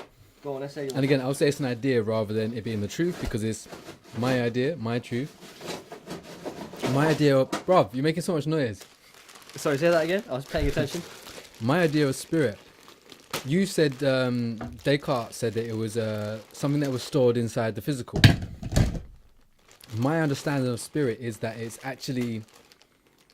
It's not just inside this vessel that we all as humans have. It's actually far reaching, far extended. And that actually, like, even just as... there's energy that resonates from all of us. And from my understanding there's a group of... I'm going to be careful how I say this, but there's a group of people, I believe, called the Melchizedeks. And the idea is that our energy, they spoke about an inner heart and an outer heart. And our energy extends far beyond the reach of our body or our vessel. And that it actually goes to a distance of around 1.5 kilometers. So the idea is that even when you're in bed sleeping at night, you're actually in the energy of other people. And this whole idea of philosophy extends the knowledge that there is more to this reality than we believe and understand, and also that we are far more connected than we realize. It's not just when we touch that there is a presence between us, but that actually just us sitting across the table like this, our energies are actually interacting on a far level beyond our understanding. And I love that idea, and again we'll talk about that in I feel a little bit violated by hearing that our energies let's are carry on. interacting. Let's but, carry you on. know, let's Very good question, and I think it's a question that's debated a lot, actually. So what is spirituality? The fact that I will inhale oxygen, exhale carbon dioxide, and plants will inhale carbon dioxide and exhale oxygen, and I'll inhale the oxygen, and the cycle will continue. So to understand that we're just a symbiotic does he look like he's part of the understanding planet, what is being said? That's spiritual. Something else that's spiritual is like non-violence. So yoga, we got a class going on over there. So the very root, the very core of yoga is non-violence. They call it ahimsa. Again, it's very hard for him to define violence to anybody else, spirituality in nor a yourself. very and that also translates to yeah, diet as well. amount of The time. fact that like a spiritual diet would be a plant-based diet exclusively. Yeah, okay. True. So it is Is that a okay? merging of the physical, spiritual. And also introspection, mindfulness, meditation, yoga. Yeah, these are all spiritual practices. So we're going to look at mindfulness next time, because again, that's another buzzword that's out there. People are confused by it. So, A quick one. The idea of mindfulness and meditation being a solution to a lot of stresses and worries. So what a lot of corporations are doing is they're even creating spaces in the work day for people to have spiritualness and mindfulness kind of time allocated in the work day. But the real More so in other cultures than ours. Yes, but also now in hours. But the reason they do it in hours is basically to say that it's not the workload that's the issue, it's the way that you're dealing with it which is the issue, which is a very insidious and dark path, because what they're saying is not that we should stop overloading our people, they're saying we should better train our people to cope with it, which in a certain degree makes sense, but there is a blurring of the line and a sense of abdication of responsibility, saying it's not our fault these people are suffering, it's not because we're working them so hard, it's just because they're not managing the feelings and the stress. This comes back to what Caroline was saying about awareness. Yeah, so and it's again, like you say, like if the people, because obviously they are somewhat aware, the management are somewhat aware that this is an important factor, and as Caroline was saying about awareness, if their employees were more aware of their physical and mental well-being to their approach and their thought processes towards work, there might be a better level of productivity. And again, it is kind of from a leadership point of view, from a management point of view, to actually inspire their employees to think a different way and feel a different way and act a different way in relation to the business itself. Businesses are almost like they're responsible. It's almost like parents are responsible for their children. Managers or CEOs of a company are very responsible for their employees. True. And it's not just on their productivity of work, it's their mental well-being, as we're talking True. about here. There's a onus on the employer to look after the well-being, physical and mental, of their employees. But the thing is this, is that employers don't do it because they care about employees. Generally, you do have some CEOs who cut their salaries to 100k and distribute their wealth and their earnings and their salary amongst their teams and say, you know, everyone gets 50k a year or 100k a year, which is generally like an incentive. Yeah, I mean, but for, you know, just for working with the company, it's just like, well, look, why do I deserve to be on this upper echelon society raking it in when everyone else is doing the hard work alongside me? Keyword being alongside, not a distinction, and that, you know, people are working harder than the other, but you know. But the thing is that a lot of the motivation behind the mindfulness, and people, you know, big corporations, they see the statistics of sick leave and time taking off of work due to mental stress and mental health. And what they do is they try to mitigate this. They say, how do we minimize disruption to productivity and efficiency, but also address this problem, or at least push the responsibility of the problem from us onto them. It's a little bit like health and safety training and a lot of e-learnings and trainings that a lot of office workers go through. It's really to say, we gave you the materials to study, so the responsibility is on your end to prevent something bad happening to you. And if somebody is injured or something goes wrong, it's like, well, you did the e-learning, we've done our bit. So if something went wrong, it's really related to something you've done or something an individual has done, but us as a corporation can't be liable for it, and to a certain degree it makes sense. And I do like the idea of like making analogous, or giving the choice to basically individuals to again create your own future or create your own path. If we give you the tools or the materials or the intelligence, the knowledge, the information that is required to give you your best shot at something, and then you're the one that actually either neglects the information or doesn't take notice or doesn't apply what's been given to you, then that is your choice. Okay, I get that. And there's a certain level of autonomy, right? There's a certain level of individual freedom and individual control over the situation.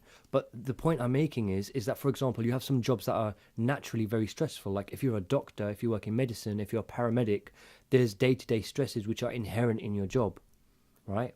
Now, there's other professions. If we take investment banking... But I don't want to cut you up, but keep that thought in mind. When you talk about stresses of doctors that are inherent, you say, I still believe that's a choice. So can you give an example? Give an example of that before we talk about the financials. Having someone else's life in your hand or dealing with a traumatic situation. Now, how you deal with that? Why is that stressful then? It depends. That is a whole other line of thinking, but it depends on how attached you are. So, for example, a nurse can't be a good nurse, or a doctor can't be a good doctor, or a teacher can't be a good teacher if they're overly attached to the people they're working with. Because what happens is that if you become too attached to your patient as a doctor, you start putting out more energy than you get back in. You feel drained. But and the stress is on the attachment. It becomes personal, right? Again, it's a choice. So the choice is that if you become too attached to something, because again, a doctor can inform a patient to take medicine or to take a route, or that they've got 48 hours to live. Okay, but again, that 48 hours to live, they're not responsible for that person's They 48 aren't, hours to live. but sometimes you do feel a sense of responsibility. Okay, And, but again, so- that feeling, or is that even- feeling not a choice? Or Is that feeling not a choice? how you perceive the situation is a choice. How you perceive that situation is, there's element of, but What I'm asking at you the is end of the day, basically, sometimes where is that stress knowing being that- generated from? huh? When you say a doctor, where is that stress being generated from? Sometimes stress is generated just from being placed in a situation, not from attachment, not from. But isn't stress a reaction to an experience? As in, Yes. so isn't that reaction a choice? Sometimes no. Can you give me an example? Because I'm not being. Yeah. I'm trying to just Not being open up the facetious conversation. about Yeah, it. I'm trying to open the conversation. Yeah, Isn't so- that a choice? To a degree it is, but I think to say to someone, it's like saying, you're standing in a room, and there's two other people in there. One of them has a knife in his hand, and he says to you, "I'm going to kill the other person in front of you, and I'm going to stab him." It's going to be very visceral and very graphic. For you to say that there's no reaction on your part, or that you can completely kill off any type of emotional engagement. yeah, or then feeling it's towards that. unrealistic. I Of think course. there are people like the Buddha, or there's there's certain individuals who have gotten to that level of self-control where they can walk on coals and not feel pain, or lie on a bed. and I've done there's that. I've done that. Sure. No, I have. I did a life coaching course and I walked on coal. But anyway, carry on. Okay, so the point is this. The Hot point coal. is not the cold, not the unlit coal, Hot coal. but yeah, lit coal. All right, here we go. Anthony Robbins, 2009. Okay. So the point I have is a this. certificate. I want to Carry see on. it. Carry on. Show carry me on. the certificate. I will. Carry on. Okay. So the point is this: is that for the vast majority of people, including myself. So we're generalizing, yeah. Yeah, because we're not going to say everyone's the Buddha. Everyone has this off switch where they can just kill any type of negativity from an experience. The fact is that if someone was killed in front of you, or killed in front of me, or killed in front of a normal person, you would have an emotional, visceral reaction to what's occurring around you. Even if you have no attachment to either individual, there'd still be thoughts of, could I have done something to save him? Even if it was out of your control, you could have been in a glass box and watching this from, behind a screen or something. But the point is that as being a spectator to something, sometimes you do feel a level of engagement it's very difficult to disconnect from. So the point is this, my point is that when I'm talking about mindfulness and meditation in a workplace, on some jobs have stress inherently built into them, such as the stress and the situation of, and the emotional disruption of having to tell someone they have 12 to 48 to 24 hours to live, or delivering someone bad news. I still believe that's a choice. I still believe that's a choice. Sure. As in, I'm talking about the experiencing of the stress, not the actual informing of the knowledge of you potentially have 48 hours to live. I still believe that's a choice, because I believe what I liked about what you said is that when you talked about the masters, is that you said something along the lines of understanding or engaging or controlling your emotions. You said something along those lines. But with that level of mastery comes things like, for example, the purpose of meditation is basically to switch off your senses. And okay, that's subjective as well. Sure, okay. But a lot of these masters aim to basically switch off all their senses, where it's like they're dead while they're living. No, that's subjective as well. Okay. Because again, the idea of a master is what are you mastering and how are you mastering Sure. it? There's different ways of mastering the same skill. The point of some schools of meditation, I won't say all schools, some schools of meditation is basically to disconnect from the senses and just be alone with the mind, where you tune out the senses, right? Yeah. But the point is that not everyone can instinctively, or even after years of training, do that. And the point is that in terms of what's pragmatic, in terms of knowledge and people to deal with, that's not what 99% of people are working with here. People who are doing, delivering a lot of value to society and everyday in life, they don't have the option. I can't imagine maybe even 0.01% of doctors being able to say, I can fully detach from delivering this kind of bad news. So my original point is that But don't you think they become desensitized over time through basically giving this kind of information over and over again to so many people that, you know what?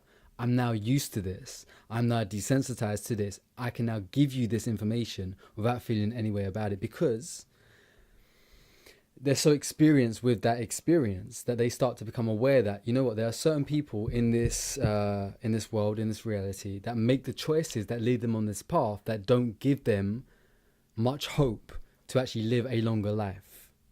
Does that make sense? It comes down to, does a soldier ever disconnect from the fact that they're taking a human life? Does the value of a life for a soldier? Okay, no, that's a very good point. But then does a soldier not go into war realizing that they have the potential to take another life?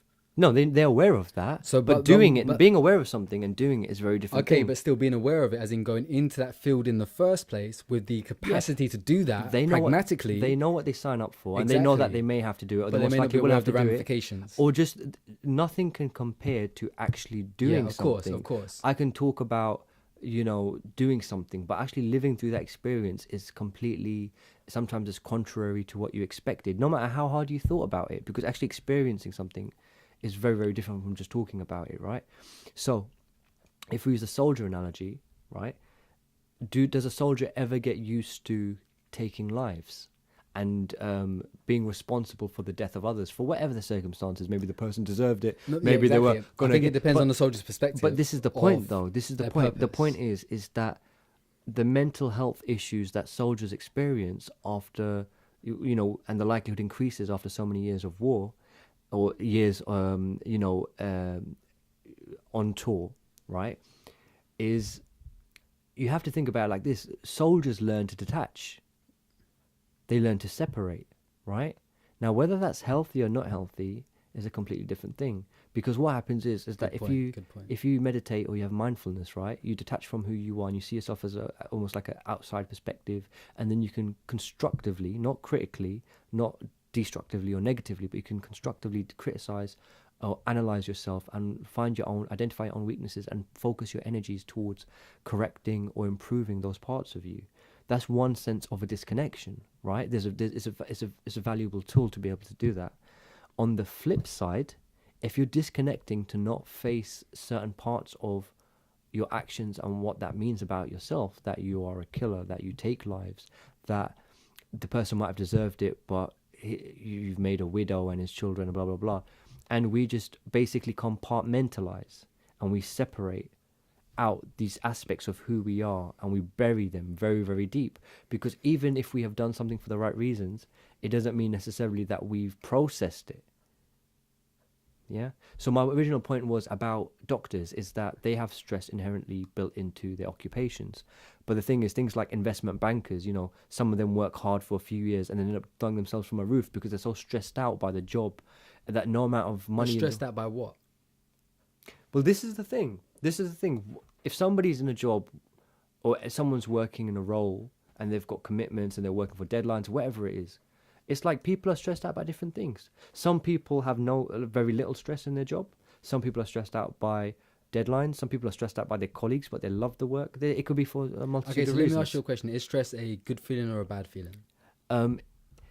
It's a bad feeling. Too much of it is a bad thing, but in small doses it can be a good thing. Because it can be a motivator or impetus. Isn't stress just an indication of, okay, this does not feel good, I need to change something?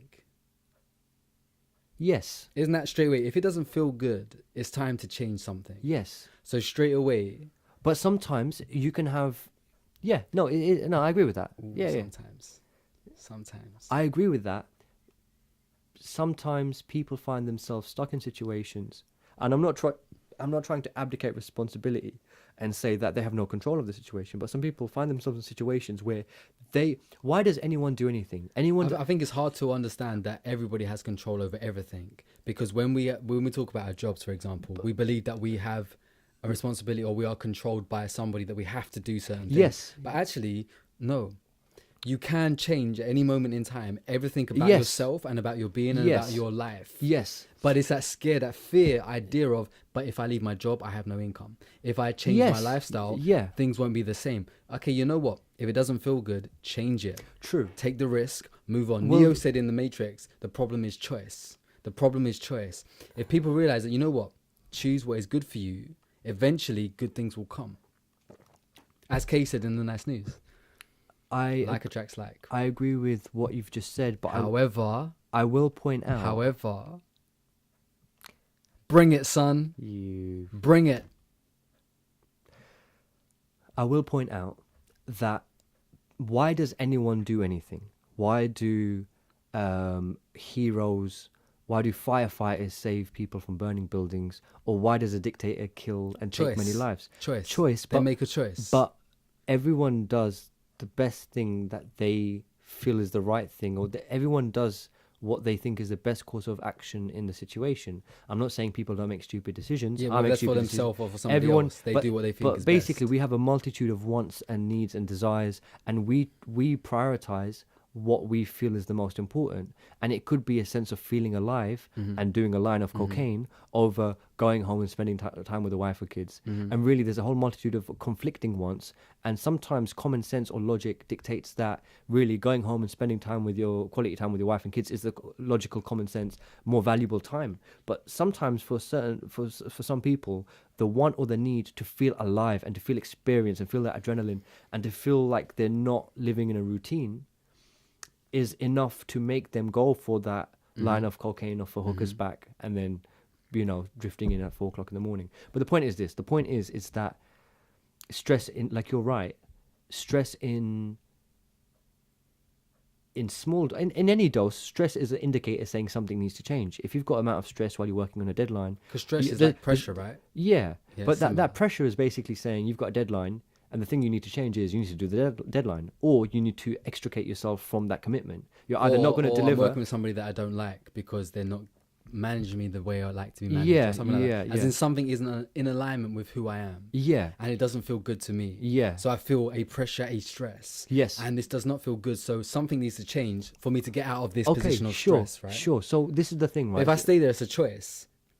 If I stay there, it's a choice. Yeah, look. If I move on and move away from it or change change something about it, whether it's my thought about it Yeah. or my actions towards it, that puts me in a position of feeling better, then obviously my well-being is going to improve. Well, the strongest example I can that comes to mind about that is when I studied philosophy. There's a philosopher called Jean-Paul Sartre, who is an existentialist, which means that essentially we define our own meaning for existence. If there is no God, if there's no prescribed from above, you are here to spread the words Lord, or whatever people may believe that the divine meaning is. If there is none of that, then if you define your own meaning, that is basically existentialism. We're here to define our own meaning.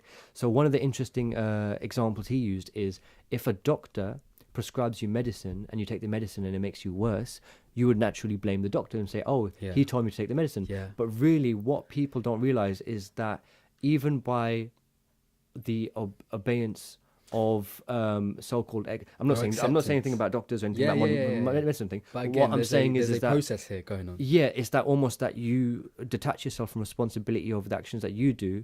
It's almost like what's the Stanford experiment where they were electrocuting people? I thought that's a prison experiment. No, that's a separate one. Okay. There's one where basically people were volunteers were brought in to pressing a button to electrocute someone in the next room. Right. Yeah. Right. Yeah. I can't remember off the top of my head, but that's basically the crux of. He And made me do it. Yeah. He told me to do it. But they were played sound recordings of people Yes. screaming. Oh, that yeah, weren't actually yeah. in the other room as No, well. no, it was all sound And they were, recordings. yeah, No they were one's seeing how electrified. far they would go as well, and also the response of them, right? I Yeah, know so this it got up to experiment, about 8 of this louder and louder Yeah. screaming, please Yeah. stop, I want the Yeah. experiment to end. And then after 8, they'd be told press the button and there'd be no response, as if the person had died. Yeah. And it was pretty extreme, but I think it was the Stanford prison experiments about, another experiment about obedience to authority. But this one in particular is basically proving how did things like Nazism and obedience in dictatorships occur. You'd say, if I was in that situation, I wouldn't obey blindly, but it showed that a lot of people, when under the influence of an authority figure, basically abdicate responsibility and say, well, he told me to do it. And it's like, well, you pressed the button that killed the person in the next room by you administered the electric shocks. Oh no, I was just following orders. Yeah. So again, who's responsible? I was just following orders. Yeah. So this is an interesting topic, but we're getting a little bit off track. I know, and we're falling away from the program as well. Yeah. The scheduled programming. Scheduled programming.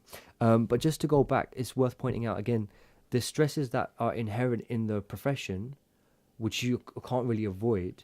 Wait, no. Just hear me out. I'm going somewhere with this. There's a point. There's a distinction I'm making here. Okay. There's a distinction. Okay, but you're saying you can't avoid. Yeah. Okay, but just roll with it. I'm not going to roll with it. That's my problem. I'm already feeling the Okay, resistance. which can be avoided if you're Buddha or some. No. Why can't you avoid them? No, That's a very strong word that you're saying, though. You're making a very strong statement by saying that you can't avoid. It's not about what it's like, happens. you know what? You can't avoid. You can't avoid a train that's coming to you at 100 miles an hour when you're in 10 feet of it. You can't avoid that. That's almost impossible.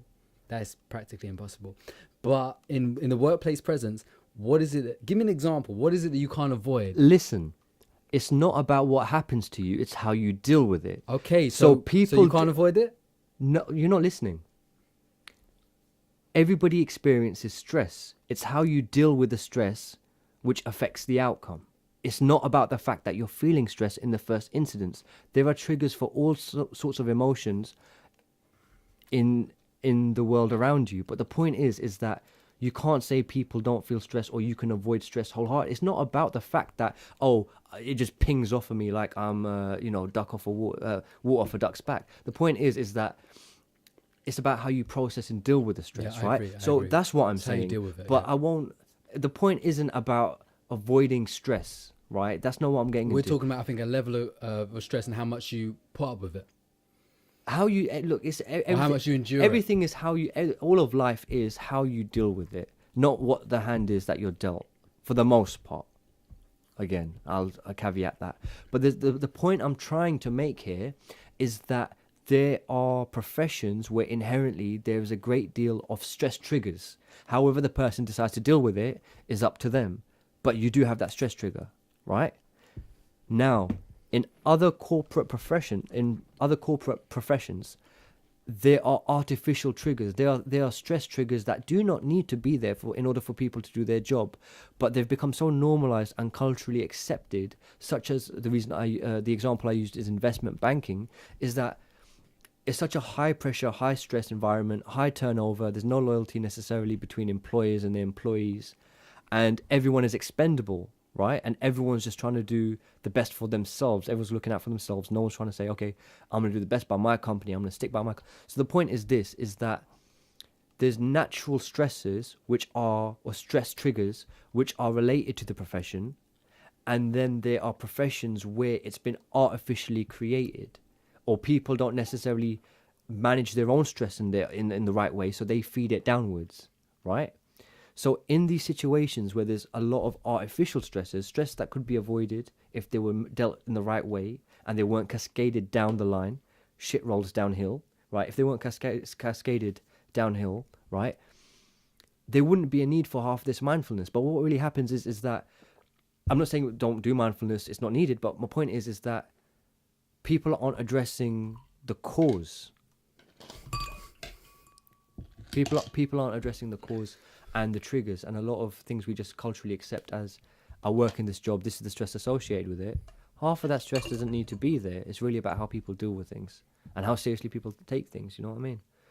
So, yeah, the point is that mindfulness in the workplace is a good idea in principle, but a lot of corporations use it to take themselves out of the picture and put all the responsibility. I think there's a lot of work to be done still, to understand, to be aware. They basically abdicate responsibility. To change the culture. They abdicate responsibility onto the employee for their own mental well-being and basically make themselves a neutral party as if they have nothing to do with the mental health of their employees, is the point that I'm making. Let's continue. I know. This sort of mental health well-being crisis is huge. What's the indicators that you've got well-being? The indicators that you have well-being, well, if we look at the definition and you actually put them into practice, so an absence of physical illness is an absence of physical illness. But at the same time, you may have an absence of a diagnosable pathology, but you just still don't feel right. So you may feel heavy, your energy levels may be low, you've got absolutely no zest whatsoever. You may have insomnia, you may have crave carbohydrates. You don't have well-being. What's carbohydrate? Carbohydrates like fast foods, junk foods, sweets, chocolates, biscuits, that sort of thing. So there's massive, in response to the emotional down, there's massive physical indicators. There's massive physical indicators that indicate whether or not you have a well-being. I think it just comes down to feeling. So so if we flip to the positive, how do you know you've got well-being? You have vitality, you have energy, you're happy. Robert's happy. You can live life larger. Yeah. Okay. Yeah. You're so This is why we've got this guy on the show, and that wasn't prompted, was it? So no, that's good. So how do we maintain and sustain an actual well-being? Lifestyle. Lifestyle is a key to positive health and well-being. And also another thing very important to understand is that mind affects body and body affects mind. So to be frank, as a fetus inside your mother, Psychosomatic. you have a whole load of mental toxicity dumped upon you as a fetus. And awareness So that Caroline was saying, you have to be aware everybody's of seen all a the things that mother make you while who you pregnant are. suddenly looks radiant, she's glowing. And the relationship What's actually between happening those is components. the body's ruthless and it dumps toxicity onto the fetus. That's what we say in naturopathy. And then you're born with a load of toxicity.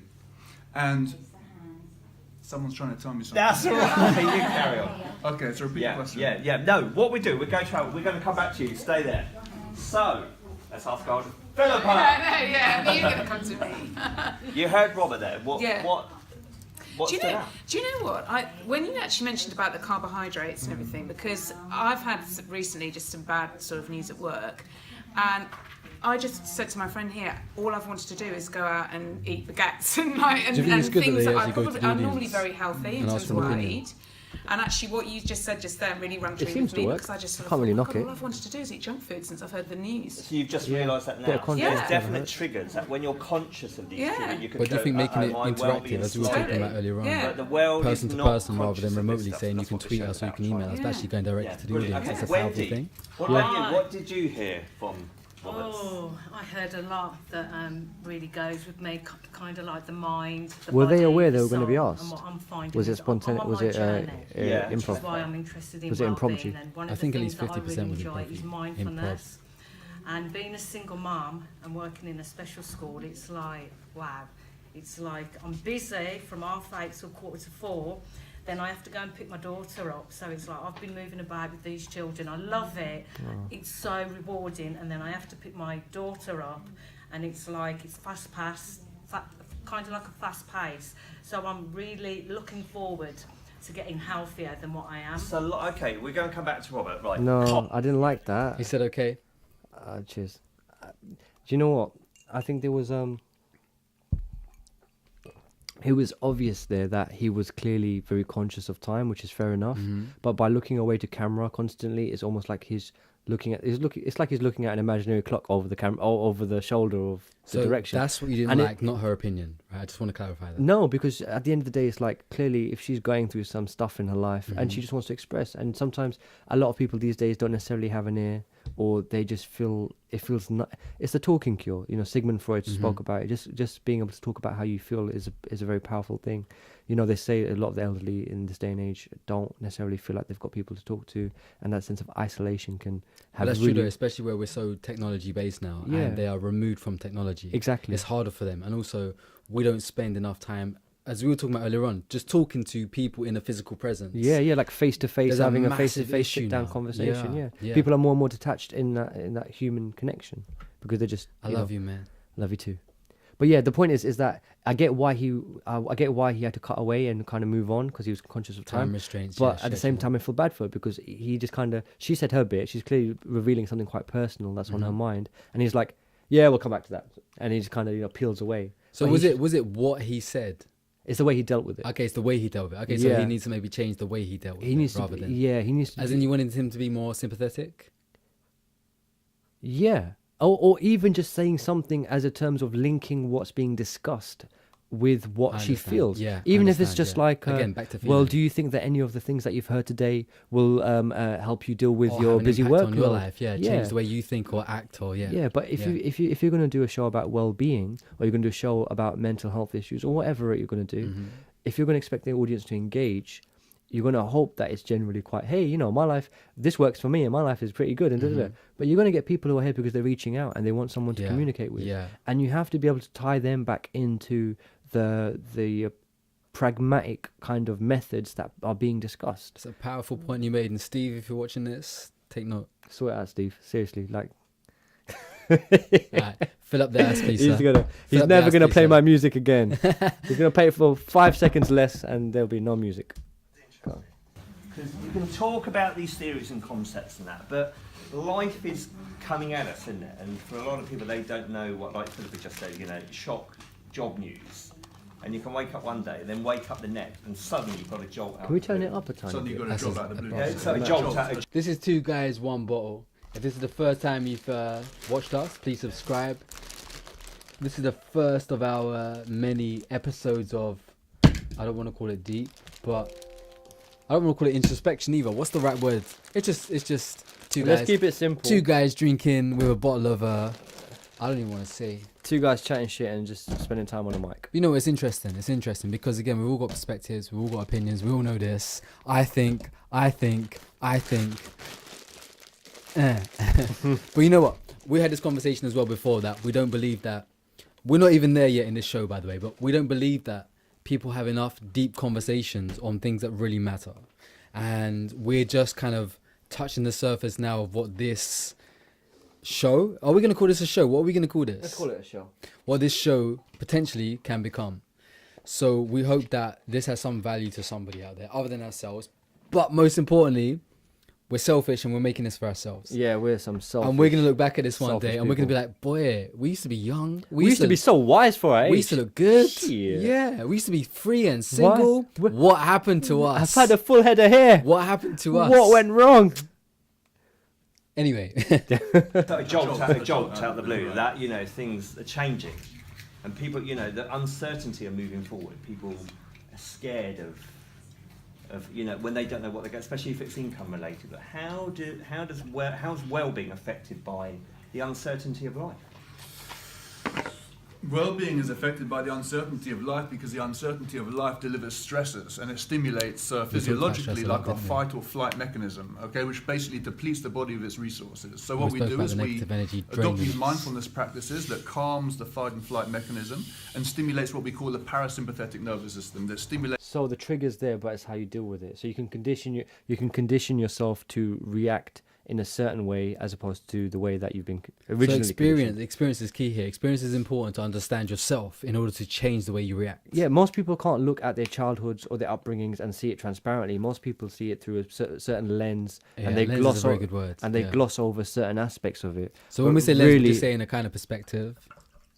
Yes, I'm just clarifying because we can use these big man words and these big man terms. These big 4-letter words. Seriously, though, like, we've got to make it accessible to more than just ourselves. Yeah, but when we say lens, we're talking about a certain kind of perspective. Because it's hard for somebody that's been there or in there right now to actually understand what that means. Because like you say, they'll look at spirituality and say, that's BS. But you know what? Yeah, there is other opportunities here. You can make choices. And it does take an inflection point for you to spend some time with yourself and to actually look at it and say, you know what do I want? And to make that decision to change your lens. Yeah. To change your viewpoint. Yeah, 100%. If we use the example of a child who's being bullied, they disassociate and disconnect from the experience so they don't have to deal with the day-to-day life of being bullied physically or verbally or on social media. They disconnect from the experience because they can't live with the fact that they are first person and on the receiving end of this abuse, right? So many years later, they bury it once it ends, and when they grow up, they don't see the need to address the memories and the thoughts that are buried, and they can't necessarily see clearly how the past is defining their future, and they can't break away from the past because they can't see it for what it is. But when you say buried, we mean not addressed, as repressed. But again, when we say repressed, we're saying again not actually not addressed, accepted. That yes, this did happen to me, and yes, this has a meaning in my life, and yes, this is what it means to me. Is that what we're saying? As in, we're saying, let's try and forget that this ever happened. Yeah. So we're not dealing with it, is what we're saying. Well, it comes back to choice. So the thing is acceptance, right? I love this. It comes back to choice. All right, mate. All right. So the point is you touched on something there. It's that acceptance is recognizing the fact that yes, it happened to me, but there's stage one. But the choice in there is to understand what meaning it brought into your life. What does it mean exactly? And the fact is, you can. Some people would say again to give. I don't want to be one-sided about it. You can choose whatever path you desire. Yeah, it's like. But what's best for you? Your interpretation is there's no right and wrong. So sometimes, physical events happen, and how you decide to deal with it, and how you decide to cope with it, and how you understand it in retrospect is down to you. So one event can happen. You can look back and say, those were the worst years of my life. I never learned anything from it. It never added any value to me as a person. You can look back and say, it was horrible years, but I then you search for the positive aspects. It had a meaning for me. What did it do? To this place it toughened you up. You know that anything less than that, you can survive because you survived that. And it had a meaning in my life of who I became. So then you defined your own meaning. Yeah, it had a purpose. Yeah. So there we go. And that stimulates regeneration of the body, oxygenation of the body, healing of the body through mind-body practices through meditation. Okay. Yeah. Okay, so with stress then, people, where does stress come from though? The mind. We create it ourselves. Okay, go on. It's a reaction. It's a reaction to the environment. May get why I extremely choose stressed to about perceive something, this and as being. another person may not get as stressed. But it's ourselves that create it. Okay, and in what way? So it's our thoughts will enroll us into either scarcity or abundance. Okay, can you elaborate on that? Sure. So, like, I don't have a job. There's not much money coming in. What am I going to do? How am I going to pay the rents? Scarcity, scarcity, scarcity, scarcity. Yeah. Fear, fear, fear, fear, fear. So then you live a life that's consistent with fear. You live a life that's consistent with scarcity. So what do you attract? Scarcity. Yeah. Okay. Okay. So how? So he used the example of losing a job, right? And scarcity. It's more about not having money. Sure. Okay. Which is related to most people to a job. Sure. Yeah. Okay. So in terms of relating scarcity and abundance to that, it's quite clear cut. How do you relate something like the stress of or the trauma of seeing someone die in front of you? How does that relate to scarcity and abundance? Are you asking me or are you Yes. making a statement? No, I'm asking you. I'm asking it very generally because he can use an example where it makes sense, but the point is there's stresses. Are we talking about stress? I think stress, when it comes to what you're talking about, I think there's a sadness attached to it. I don't think there's a stress as much as a sadness attached to it, as in there is a mourning or a loss, which is a different feeling to stress. No, but seeing it, forget what happens after the person's died. Okay. I'm talking about the traumatic experience of seeing someone pass away in front of you. Maybe not in the best conditions. Like you see children... You're talking about something that's graphic, something that's horrific. Yeah. Where's the scarcity and abundance in that? Again,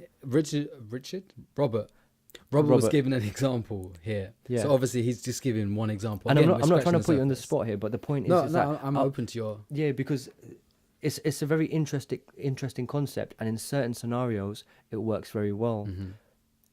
I think that pushing something as kind of black and white doesn't necessarily... Making something black and white doesn't always work. Or for the most part doesn't work. Which is why I just wanted to flag that distinction, because... Yeah, it's kind of... It makes very different people, though, doesn't it? Again, like, say, people that are in wars or people that are in recent, like, Syria bombings, etc. Yeah. They have a very different perspective of life. They've seen it, they've grown through it, and what they've gone through, we cannot relate to because, like you say, we've never experienced that kind of thing. And some of them don't go through it because going through trauma... What does trauma do? It stunts you. You go into preservation mode. You go into protection mode. You put your shields up and you say, life has screwed me up by subjecting me to this in the past. Mm-hmm. I won't allow myself to be vulnerable to be subjected to more. Mm-hmm. And then you just kind of box yourself and close yourself off. And you've got to remember, right, the idea of in war-torn countries, children being subjected to seeing their neighbours die, or their, the kids who used to play next door who were their best friends or pass away or their family pass away and they've lost limbs.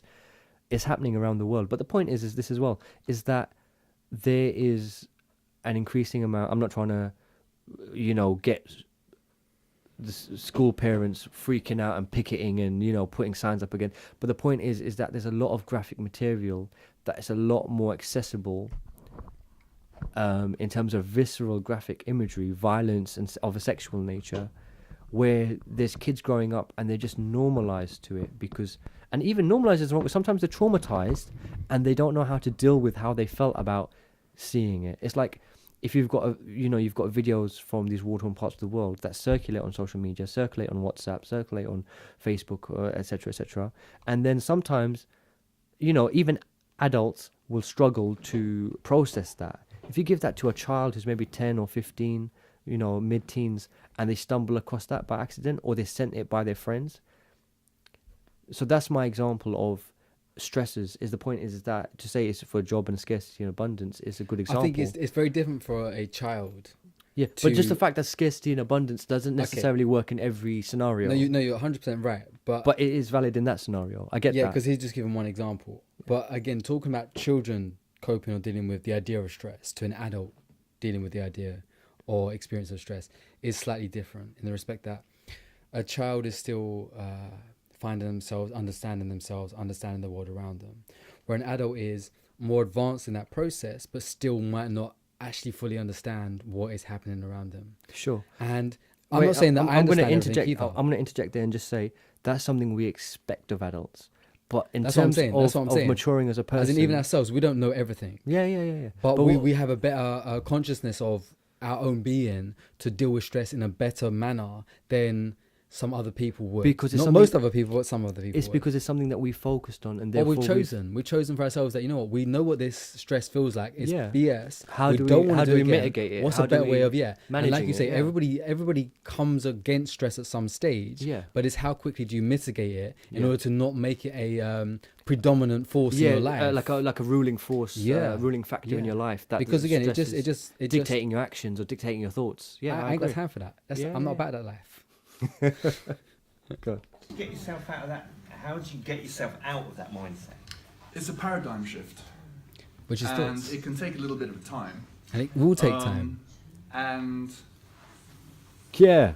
it's about momentum. It's about slowing down momentum. And momentum of is good as what? well. You build momentum, Scarcity, like changing things fear. gradually by being consistent. And gradually, Thought gradually, patterns, like is that what you mean? thought patterns, absolutely. Gradually, like positivity can creep in a little bit and a little bit and a little bit. That's- and it's the things that you say to yourself. Earlier It's on, the I way was you talking about make depression, yourself how it's like feel not an as on-off well. I switch. mean, I like, just you know, if got you're down, over things it. aren't But going it's your an way, active there's things you effort can do to actually to improve rewire the your state- brain state and to of push your mind. way You towards mentioned build meditation, new but, habits, build new exercise neural is another pathways. amazing thing. Exercise is amazing for the nervous system. The feel-good factor. You go to the gym, you work It's out, you both feel like great. exercise as well. Okay, then you feel powerful and in a position to actually do something for yourself. Not just the gym, but that's just one example. Yeah.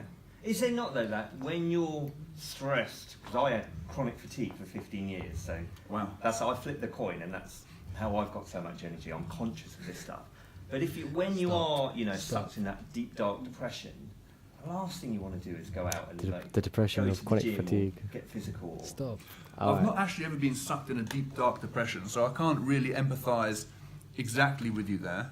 Because I was going to But, say, is well-being kind of not a mindset that where you... Because for myself personally, and we can only talk subjectively, it's when you get to a state of self-care and self-appreciation that you actually start to prioritise yourself. Because I ignored my emotions for years. Self-appreciation, absolutely, and that manifests in a number of ways. Even if you take it at the most simple, basic level, self-appreciation. What's the state of my room at home? Is it a tip? Yeah. Or is it tidy? Is it That's the wobbly? thing. How do I It's eat? not- Do I eat junk food? It's about mindset. It's How not do all I about eat? Do I cook mindset. for myself? It's Do I about the eat out manifestation the of the whole time? mindset.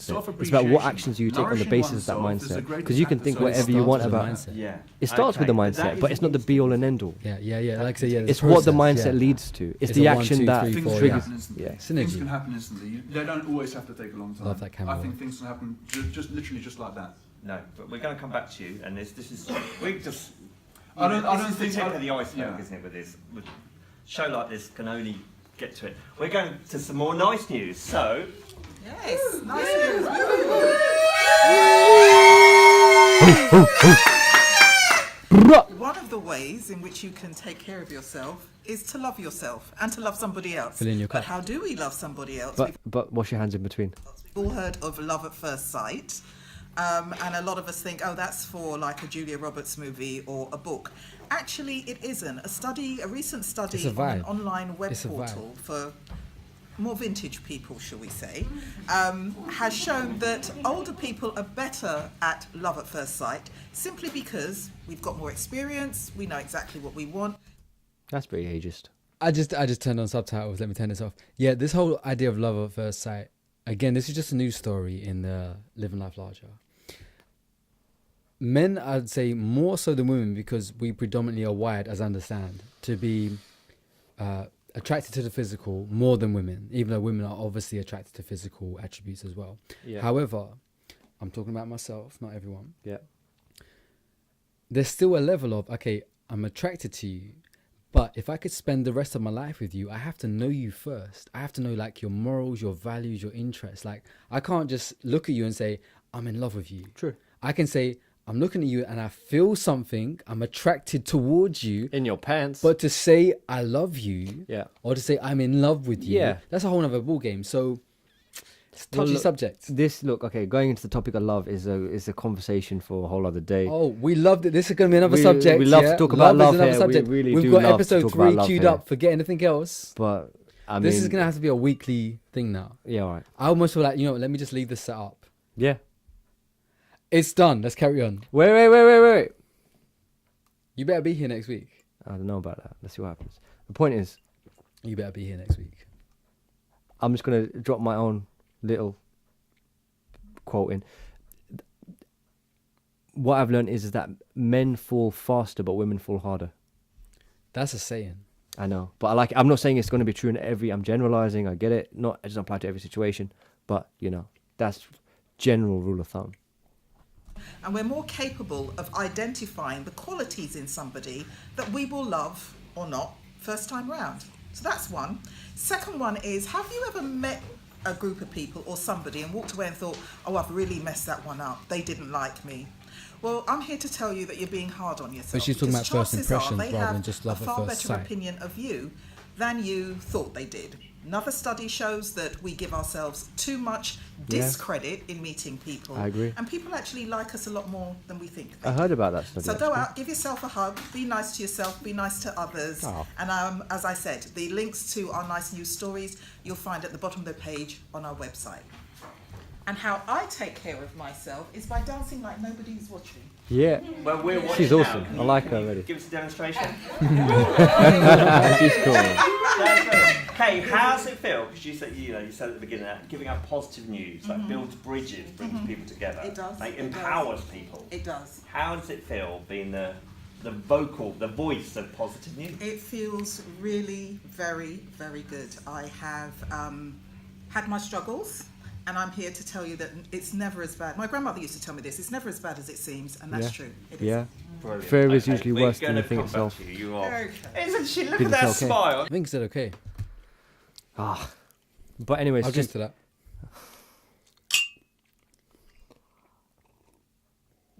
the fear of something is never as bad as the thing itself.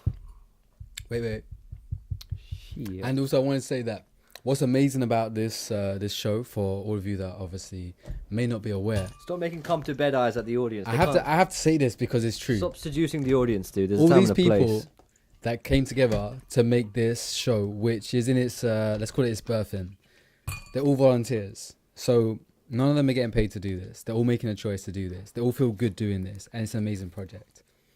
Do you know what? I've not seen anything like this before, and of course, it's the first episode. It's completely Infancy, right? Is that the term? What's It's that? in its infancy. Infancy, yeah. And this has never been done before. I can't say that for a approach fact, like this. but yeah.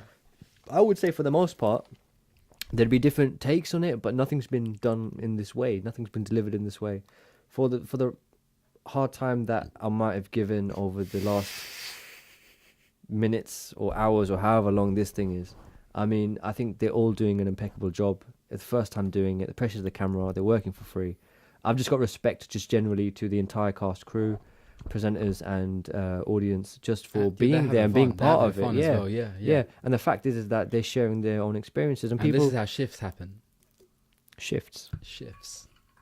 Listen, the toilet is around the corner. If you need to go for a shift, it's just around the corner. Tell me this, it's never as bad as it seems, and that's true. It isn't.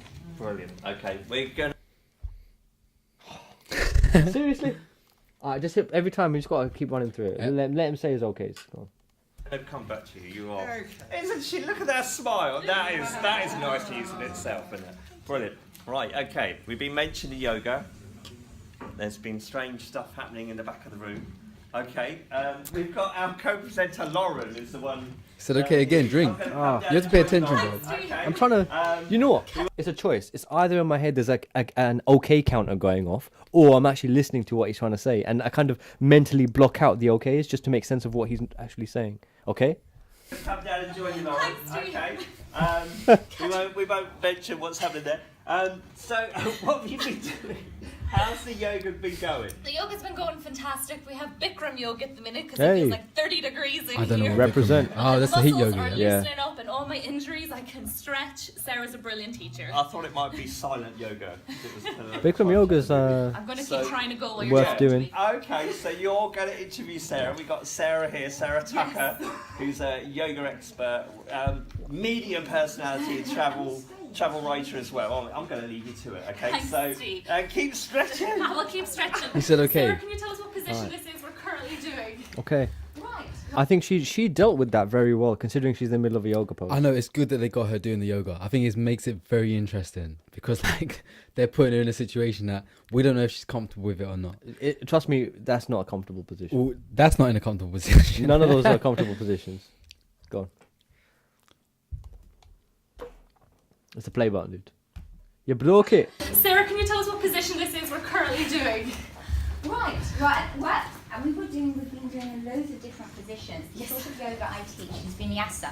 If everyone could carry on doing vinyasa, Do you know much about yoga? salutations, I did it for about a year and a half, 2 years. What kind? But there's lots of different Bikram, types of vinyasa yoga, hot power yoga. Iyengar, vinyasa. How did that work out for you? As well, I really enjoyed it.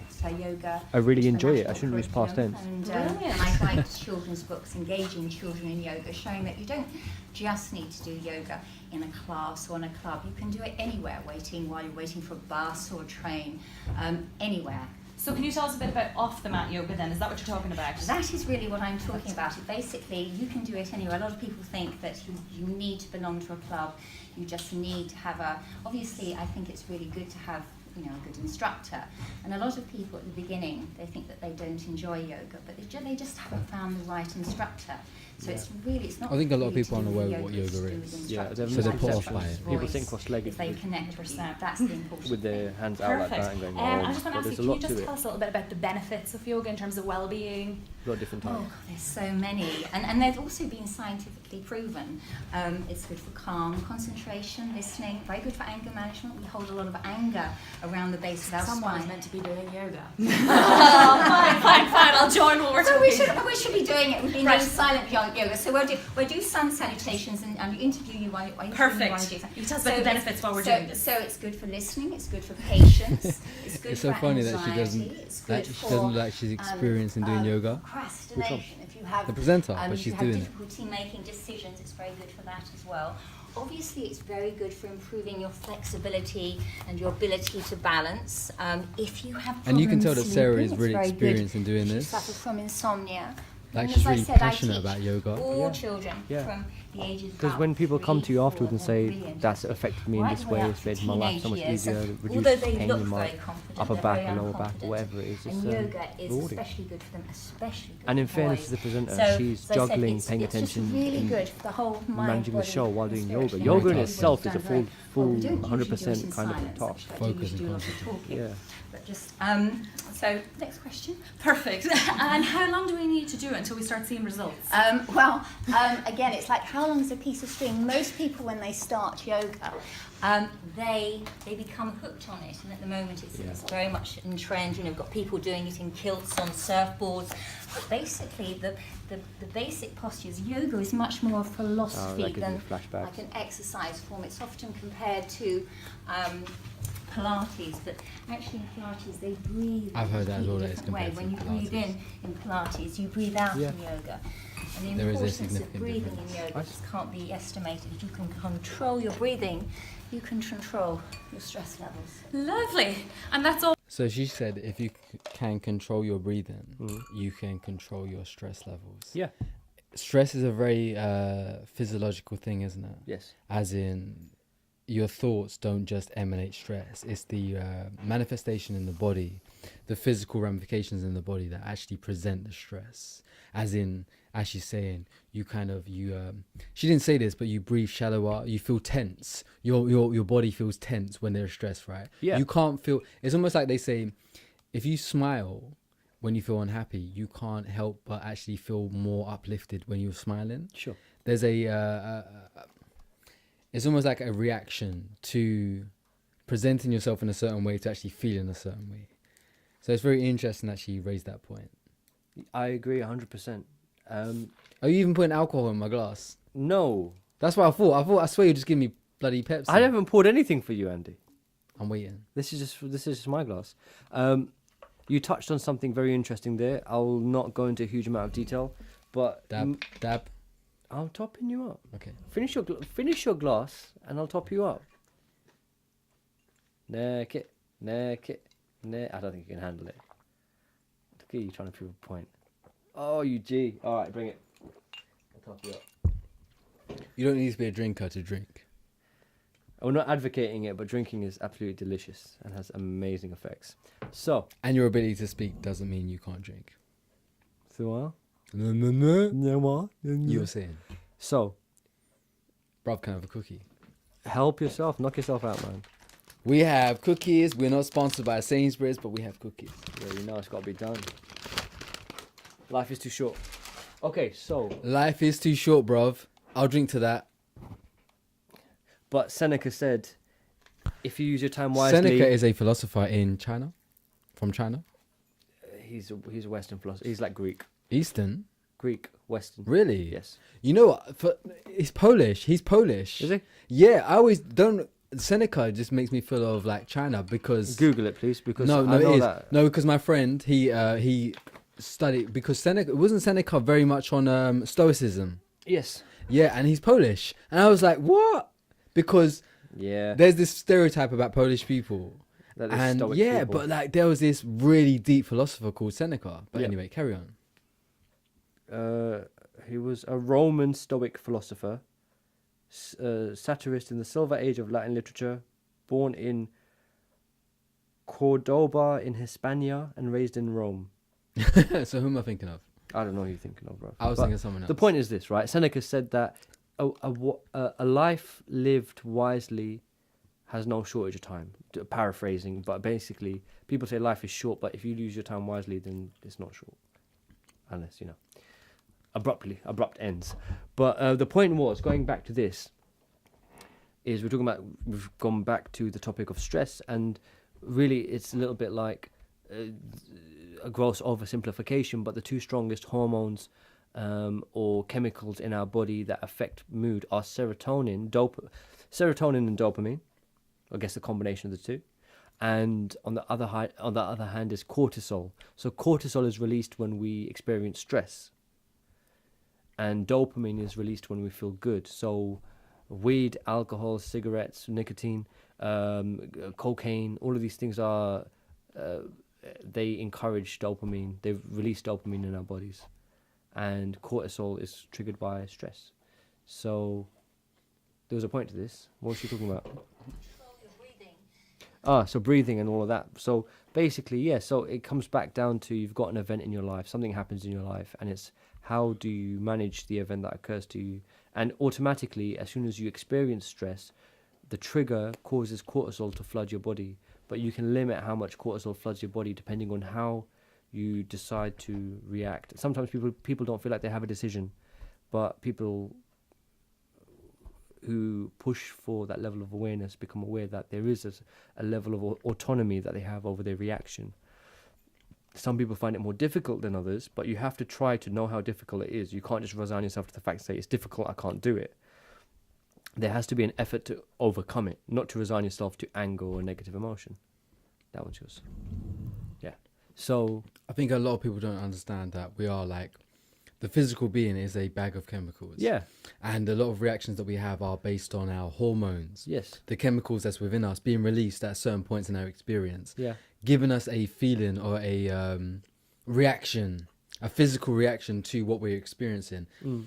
And if you can understand that that's all that's happening, and that actually we have some form, I'm not saying an autonomous, but some form of control over that release of chemicals.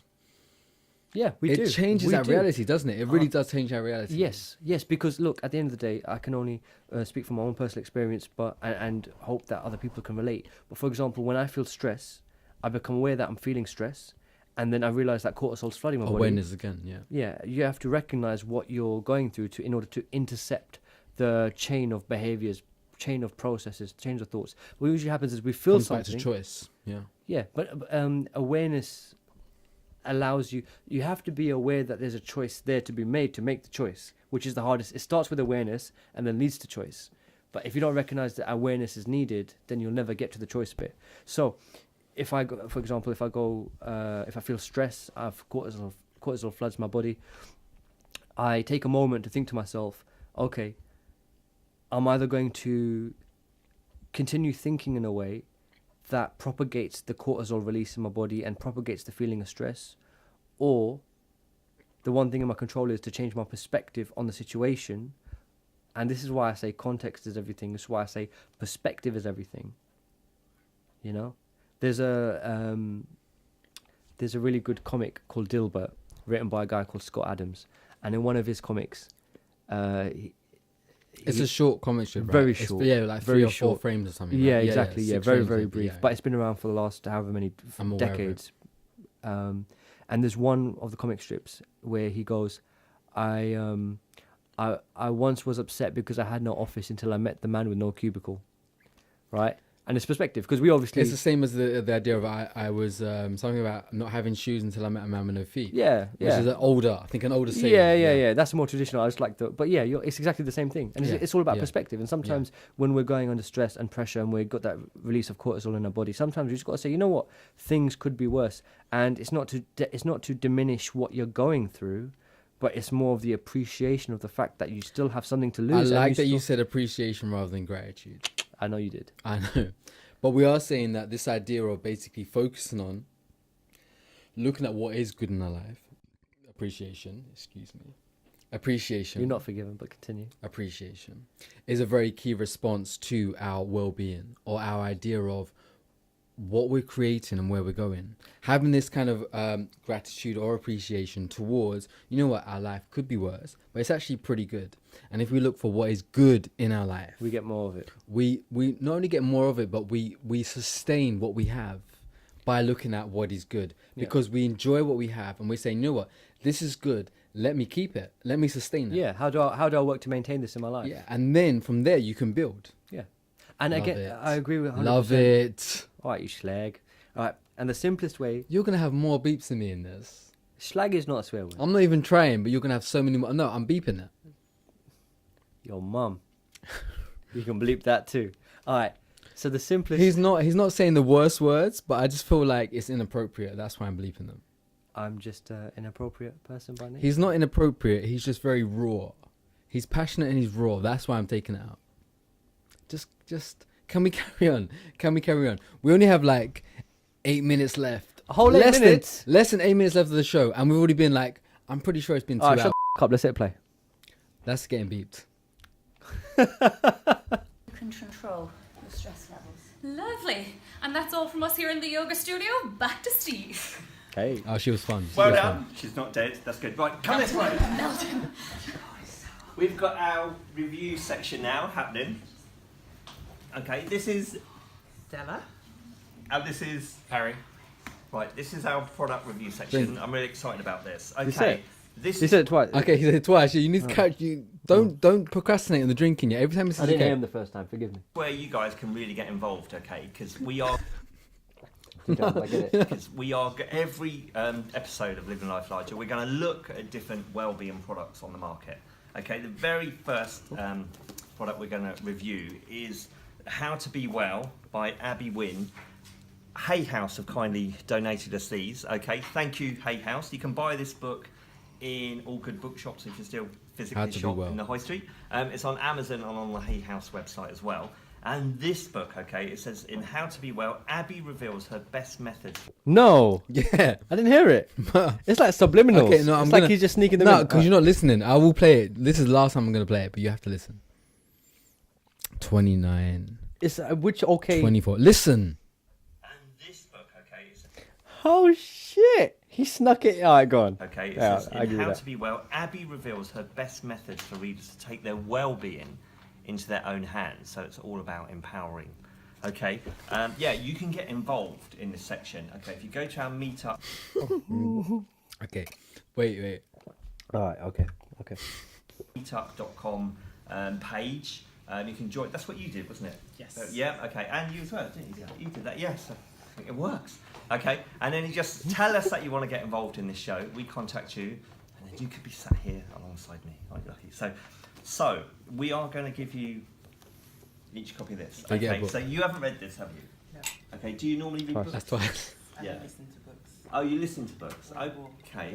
That's So, 3, and 4, it's- twice in a row. Oh, no. I feel like we should have like a bingo. Steve, this okay thing has to stop. Okay. It was twice in a row. Okay. Okay. Wait, he said it twice in a row. Oh, you listen to books. Okay. You didn't rewind that, did you? That was twice in a row. No, I rewound that because we missed it because it was an additional 2 on top of the 2 we had to already drink from the first 2 times. Okay. This, well, I know, you're jealous. So you're into this well-being stuff, aren't you? Yes. Quite big. So Yes. Most definitely. So this isn't sort of out your comfort zone to be reading one of these No, books? not at all. I on Audible and reading physical books. I'm constantly reading self-improvement books. I like her. And I think she's a life just coach kind or of something filling like that. myself up with positive content, because we're so used to being bombarded with all the type of negative Yep. content. So it's good to have something. She gives me faith in positive. humanity. Taking Uplifting. control of your consciousness, like Yeah. the nice news stories that Yeah, when you most definitely. program your brain with Most positivity. definitely. Fantastic. So Perry, what about you? Would you, I'm do you the other. normally? On the other side, this would be my first self-help book. Oh. Okay. We were talking about contrast earlier on. Yeah. This is good. That's a very good example. This is very good. Yeah, someone Yeah. that's never read a book like this is Mm. now reading a book like this. So, if you're watching this or you're watching the first live Living Life Larger episode, make sure you tune in to the next episode of Living Life Larger to see these guys doing their review, because Perry's never read a book like this before. This is the contrast we were talking about, that we need to have two views of a subject in order to have a real critical debate about something. Yeah. There's no point in having two people that, we agree on the same thing. Yeah. Yeah. Because if people just agree constantly, there's no. It's basically just a circle jerk. Let's carry on. Well, are you going to be okay to read that? We love And Perry. remember, what you've He's got cool. to do, because this isn't school, where you can't lie to us and tell us that Oh, you read it and condescend- read I the don't first like that, 5 it's pages condescending. and then the blurb or whatever, and then say, I'm going to read this as well. Okay. What we want you guys to do, okay? Steve, you better do read this. He probably said it in a way that he's being joking and just trying to make it. But at the end of the day, people don't come on a show to be belittled, and it's not Jeremy Carl. You know what I mean? But I'm not saying that Steve came from it in a bad way, but going forward, he has to resist it, because it's natural for people in a group to dig at who they perceive as the lowest rung of the circle in the social standing. The pecking order, right? Well, how does what you're just feeling? Obviously, you felt something right there. Yeah, because it's like, but he's got the guy's clearly not school age, or maybe he's like college or uni or whatever. But I mean, that's like a sly dig. Just like respect him for having the balls to come on the show. If I was at college or uni, all I'm saying I'd is, be like, what I'm saying is, what I'm feeling is that you had a reaction straight away when you saw yeah. that. There we go. This isn't school. Okay, That's but unnecessary. what I'm saying is, you had a feeling. Yeah. Okay, you had a feeling. So I don't know where I'm going with this. Carry on. So I just felt that reaction was. So basically, Steve is trying to manage the transitions and the spaces between conversations, and I appreciate and respect that. He's doing the best job that he feels is appropriate at the time. I would say going forward, a more constructive way is to avoid basically undermining or belittling. And it's not intentional, Of course. but it's at the end of the day, it's like me being condescending to one of my nieces or nephews Or or me. your cousins or to you. Yeah. How How does that relate to the theme of well-being of the well, show? this is the thing. It's that at the end of the day, it's like people who come onto a show about well-being hope to leave the show with the impression of feeling good about themselves or about other people.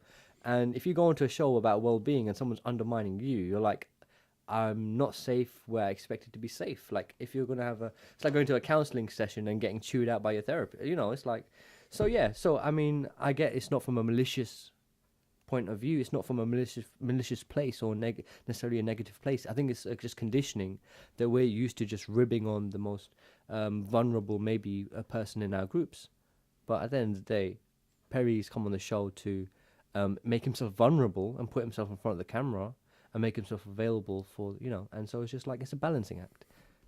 Cool. Where you can't lie to us and tell us that you read it and read the first 5 pages and then the blurb or whatever, and then say, I'm going to... And I bet he's like a PhD, like English literature major or something. No, I'm just playing, but Read this as well, okay? What we want you guys to do, okay, if you could do a video... All right. Yeah, thank you. Using your phones, and just tell us what you think of the content. Okay, I've not read this book, so I've just seen a cover like yourselves, so I've no idea what's in here. But just tell that what these products should be doing is giving you nuggets, techniques, tools to, apply to your own life to improve your well-being. We want you guys to tell us if this book actually achieves that. Okay, and be totally honest. It's really interesting that they're saying, or Steve's saying, that these products are meant to do something. Yeah. I'm not saying that just by... I think the title was... What was the title of the book? Yeah, do you know what I think it was How to Be Well. Yeah, something like that, yeah. Right. And he's saying that his subjective opinion on the title is, okay, if it's saying how to be well, How does it deliver? then it should give you What's tools yeah, or yeah, yeah. ideas of what steps to take. We have to drink. Did you drink? I drank already, yeah, but go on. We are wasted now because Steve said, Smaller okay, sips, so Andy. many times Smaller sips. Smaller sips. that there should be an idea of in this book of how to be well. Yeah. Which is, again, very subjective. So I've not read the book. You've not read the book. No, I haven't. But hopefully there is a premise that we do not have all of the answers. But here are some suggestions of how to approach the subject of well-being. Yeah. And again, in a couple of weeks' time, it's sometime in October, people, I'm not sure when it is, there will be a review of this book and we'll see how this goes. Sure. You've not read the book? No, I haven't, no. But what's quite a very quick, interesting thing to point out, we're not far from the end of the video, but it's worth pointing out, in particular, that sometimes... Live Life Larger, episode 1. It's quite interesting to point out that sometimes people title media, such as books or films or series, but in this particular example, the book, with a here's what you... In this book is what you need to do a certain thing.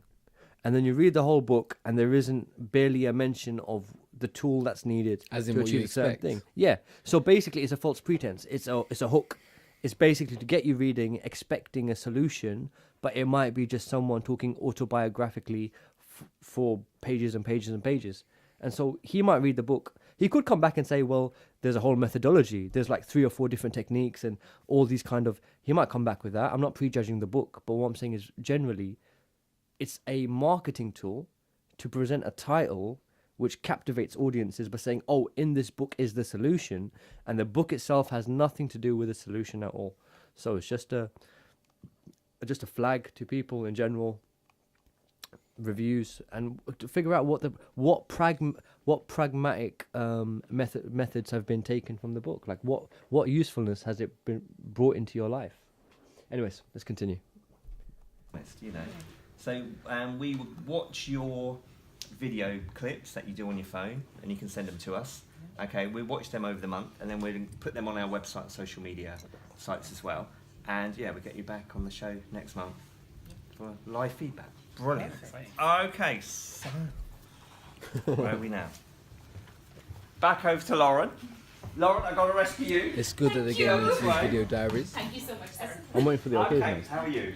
Sweating, but great. Yeah. Lauren's cool. Smiling. Respect to Lauren. So, right, Holding it okay, together. so we're near the end of the show already. It's whizzed by, hasn't it? So, hopefully we've given you some nuggets. Let's pull in Charlie. Charlie, come over here as well. You could join us. Okay, we want to make you conscious, okay? And Robert, you stand up as well. Get everyone in shot. Was it? It's like subliminals. It's like so subtle. It's like, okay. It's almost like an inhale, exhale. It's like breathing. Yeah, it's like breathing. It's so drink natural. Drink twice before you... I need to hear it. Bruv, don't make me play back. Let me hear it. Drink twice. Can I please hear it, Andy? For the viewers at home.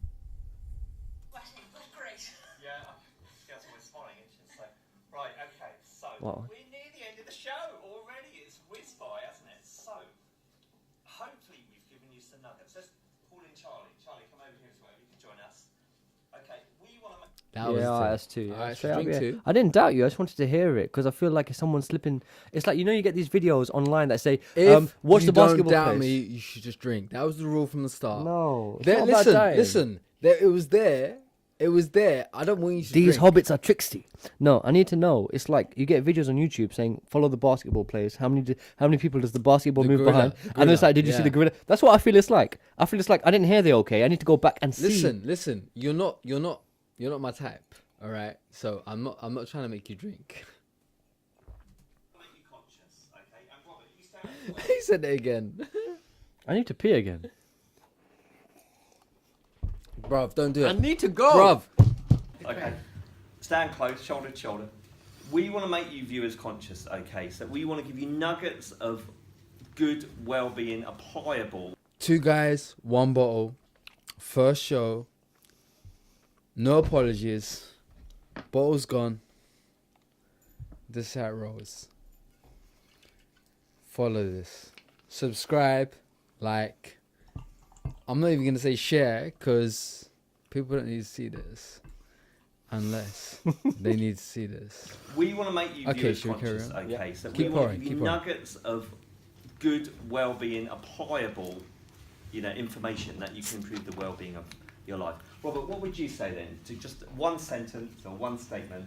Take your health into your own hands and be responsible for your own health. Choice again. Fantastic. Charlie, what would you Meditation, forgiveness work, be grateful for everything in your life, even if it's only sunshine Appreciation, and a green gratefulness. park.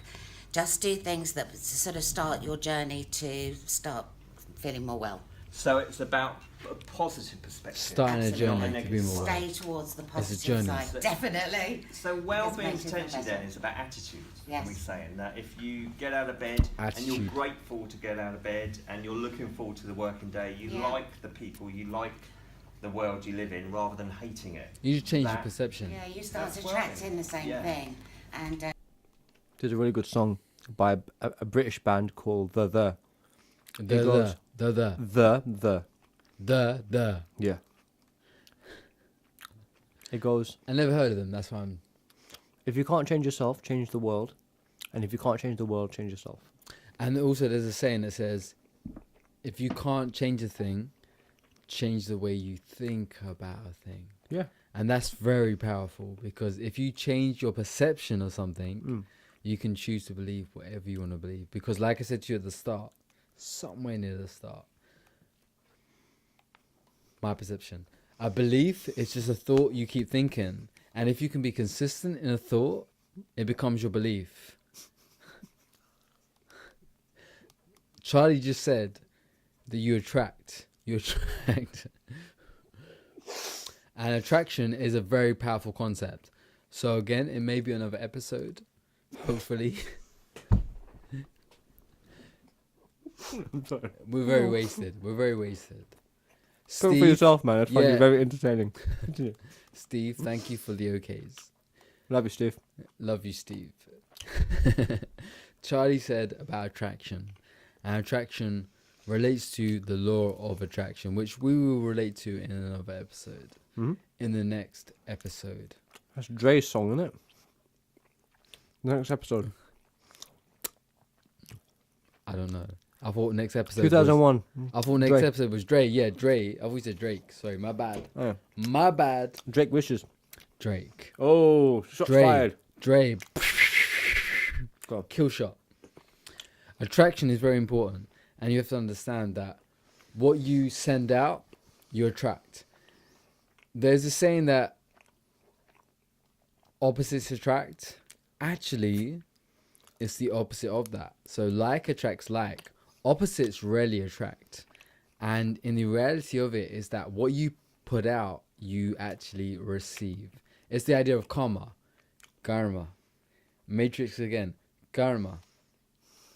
Yeah, sure, why not? Karma is the idea of basically that everyone pays for the energy that you put out, you actually receive back. So whatever you put out, you're going to get an equal, or is it equal or opposite, or is it just equal? But basically, whatever you put out, you're going to get back. You're going to receive back. So you've got to be very conscious, aware, like Caroline said, of what you put out is going to come back to you at some point. So if you believe that, and again, belief is just a thought you keep thinking. If you believe that, if you continuously munch on that pizza slices, bruv, go for that record. If you believe that, then if you keep putting out a positive, conscious belief, you're going to attract more positive. There you on the top. Positive, conscious belief back towards yourself. Positive. It's a word. In my consciousness, it made sense. In your positiveness. Consciousness.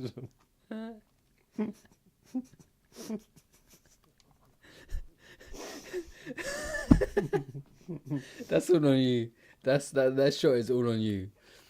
That you attract back what you put out. The energy is so important. And again, in the next episode. Can you speak English, please? Please speak English. In the next episode. Dude, Just hold it together for like another 5 minutes. We're 5 minutes from the end if you hold it together. We will focus on the idea of energy, universal energy, the energy that we have, and the energy that we attract back towards ourselves. So as Charlie was saying, what you attract is what you actually put out. Shall we carry on? What you reap is what you sow. Perfect. And that was in the Bible. That's so... Do you know what Bible stands for? Okay, let me reframe that. Do you know what someone said Bible stands for? Let's have it. Someone said that the word Bible stands for basic information before you leave Earth. And I was like, whoa. Now, I actually spent time reading the Bible. And I didn't get through the whole thing. I'll admit that. But I did get through about a third of the Bible. Basic information before you leave Earth. It's an interesting concept. It's not truth to everyone, but it's an interesting concept. Yeah. But again, the idea of what you attract.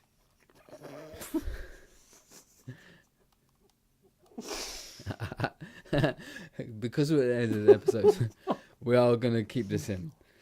What you attract, what you reap, you sow, as you said. We are going to keep this in. What you reap, you sow. Yes. What you reap, you sow.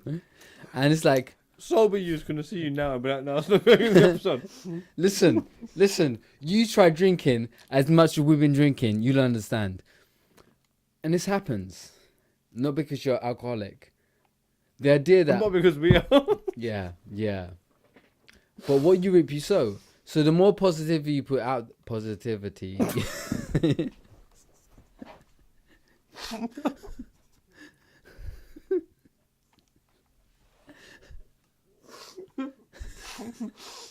I can speak like a normal human being. How do I enunciate? Okay. Positivity. You know what I was saying. Let's go back. Right. And your day goes much more smoothly. And it you goes enjoy much more yourself. smoothly. Just put a smile on your face. That makes such a It difference. does put a smile on your People face. say hello to you. That makes you feel great in itself. People do say hello to you. You spam my laptop. Oh, no. I'm sorry. No, but can we seriously, rewind it. Listen, whenever a beggar says, bruv, have you got any change? If you just... Say from the top. No, seriously. Yeah, only because you don't want to go in. No, clean top. Clean cup.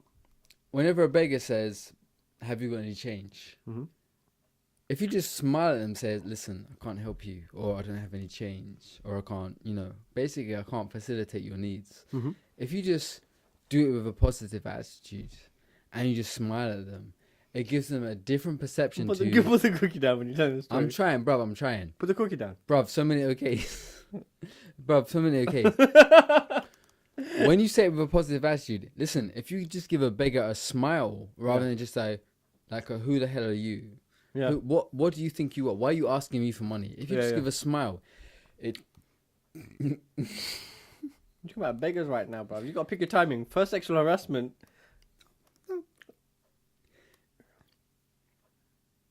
When you talk to the burger, which is...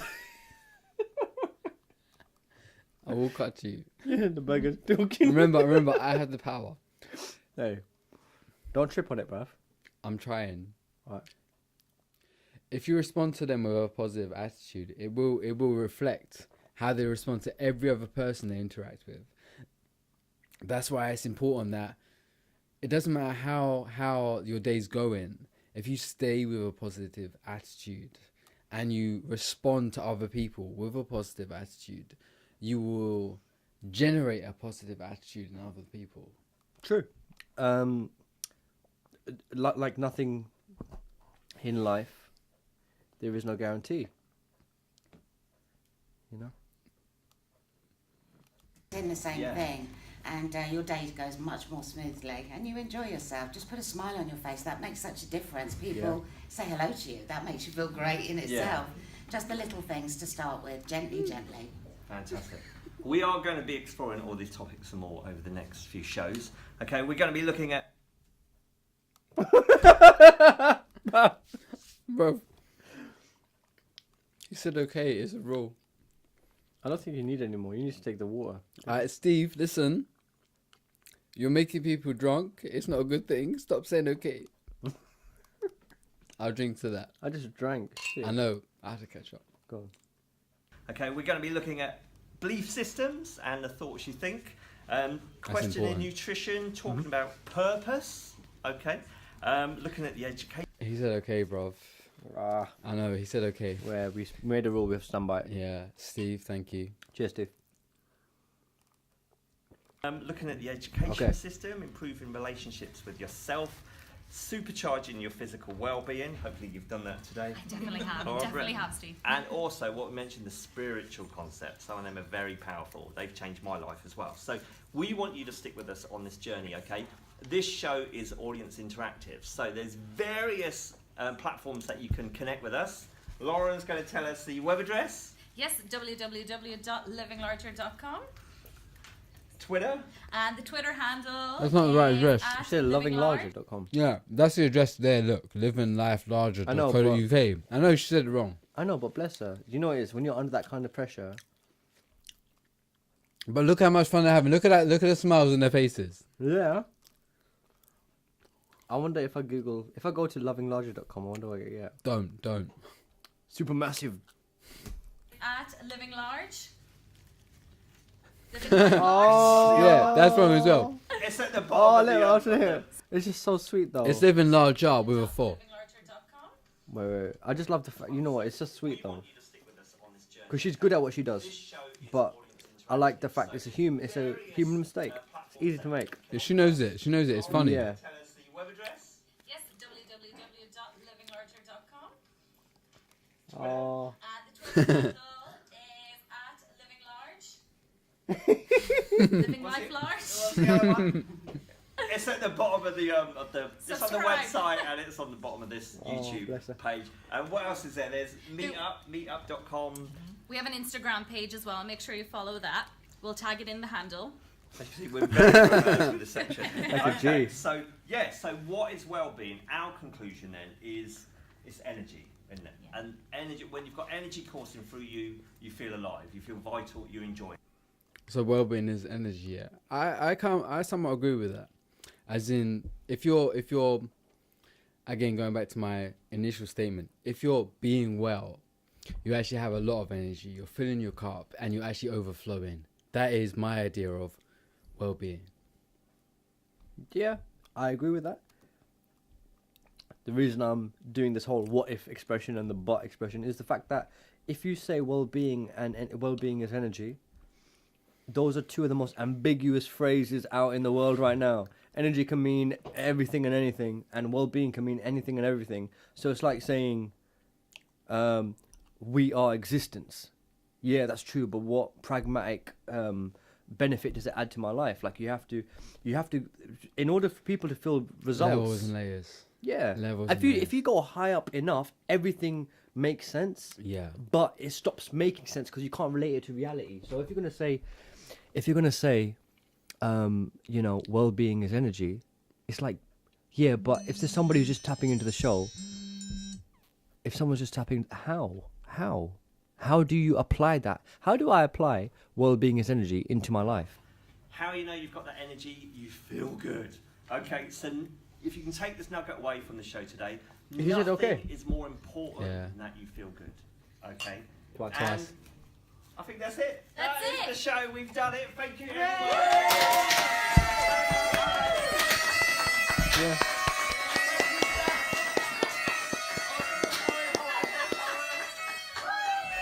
Cameraman's a perv, man. That's not going in.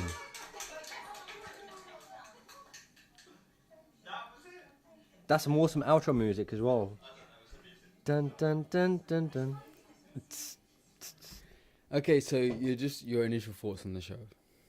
I enjoyed it. Does it have potential? Yes.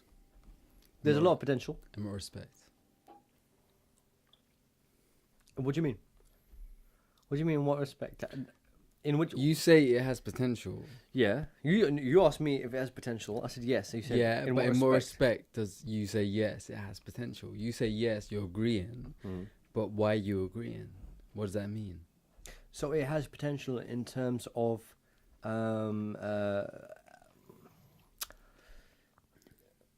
being accessible to a broad audience, bringing relevant topics, necessary topics that are in the zeitgeist at the moment, such as mental health and mental issues, and well-being. Zeitgeist me in the here and now. When you use these buzz terms, I have to explain them. I appreciate that. You're doing a public service here. So, yeah. So it's that level, bro. It's that level. Cool. So, it's doing a public service by bringing issues such as mental health and mental well-being as well as physical well-being into the forefront. But I think it does it in a way that it's not just people preaching to you of what well-being should be. Yeah. Because a lot of the time we're told how we should feel. Yeah. And Rather how than we should offering a process perception things. of what could be possible, right? Yeah. I think people should be given an opportunity to respond to what's available to them. Yes. And in terms of what's available to them, and then also in terms of how do they feel about what they're being told to believe. Again, feeling is the key. Feeling is the key. How do they feel? Yeah, how do they respond? Yeah. How do they feel about it? Yeah. Because someone can preach to you like XYZ is the greatest thing to enter your life, and you need to read this book, you should watch this movie, you should follow this series, you should follow this doctrine. But that's how whatever they it feel is, rather than how you feel, right? They are convincing you to buy into their system of belief. Their system, exactly. Their system. Yeah, and exactly. And the question is does it respond with you? Yeah. How do the audience? Are the audience receptive to it? Does it resonate? Exactly. Does it resonate? Do people relate to the ideology? Does it work for them? Ultimately, I wish we had a wide shot on that. Carry on. Cool. Is it pragmatic, and does it bring benefit to people's lives? And that's what the purpose of anything should be. Is that what benefit? How does it make you a better person? How does it help you achieve the things you want to achieve? How does it make you more able to create a positive legacy in the world around you? And there's 100 different ways to approach 100 different things, but at the end of the day, it's like the show is the intention and the purpose is for it to be constructive. Me and you sitting here talking right now is intended to be constructive. It's a madness, bruv. There is. We spoke about this 2 weeks ago. We made it possible today. I'll drink to that. I'll drink to that. So yeah. Yeah, so that was 2 Guys, 1 Bottle. First episode, stick with us. More to come. It was a pleasure, as always. And we'll see you next time. Peace.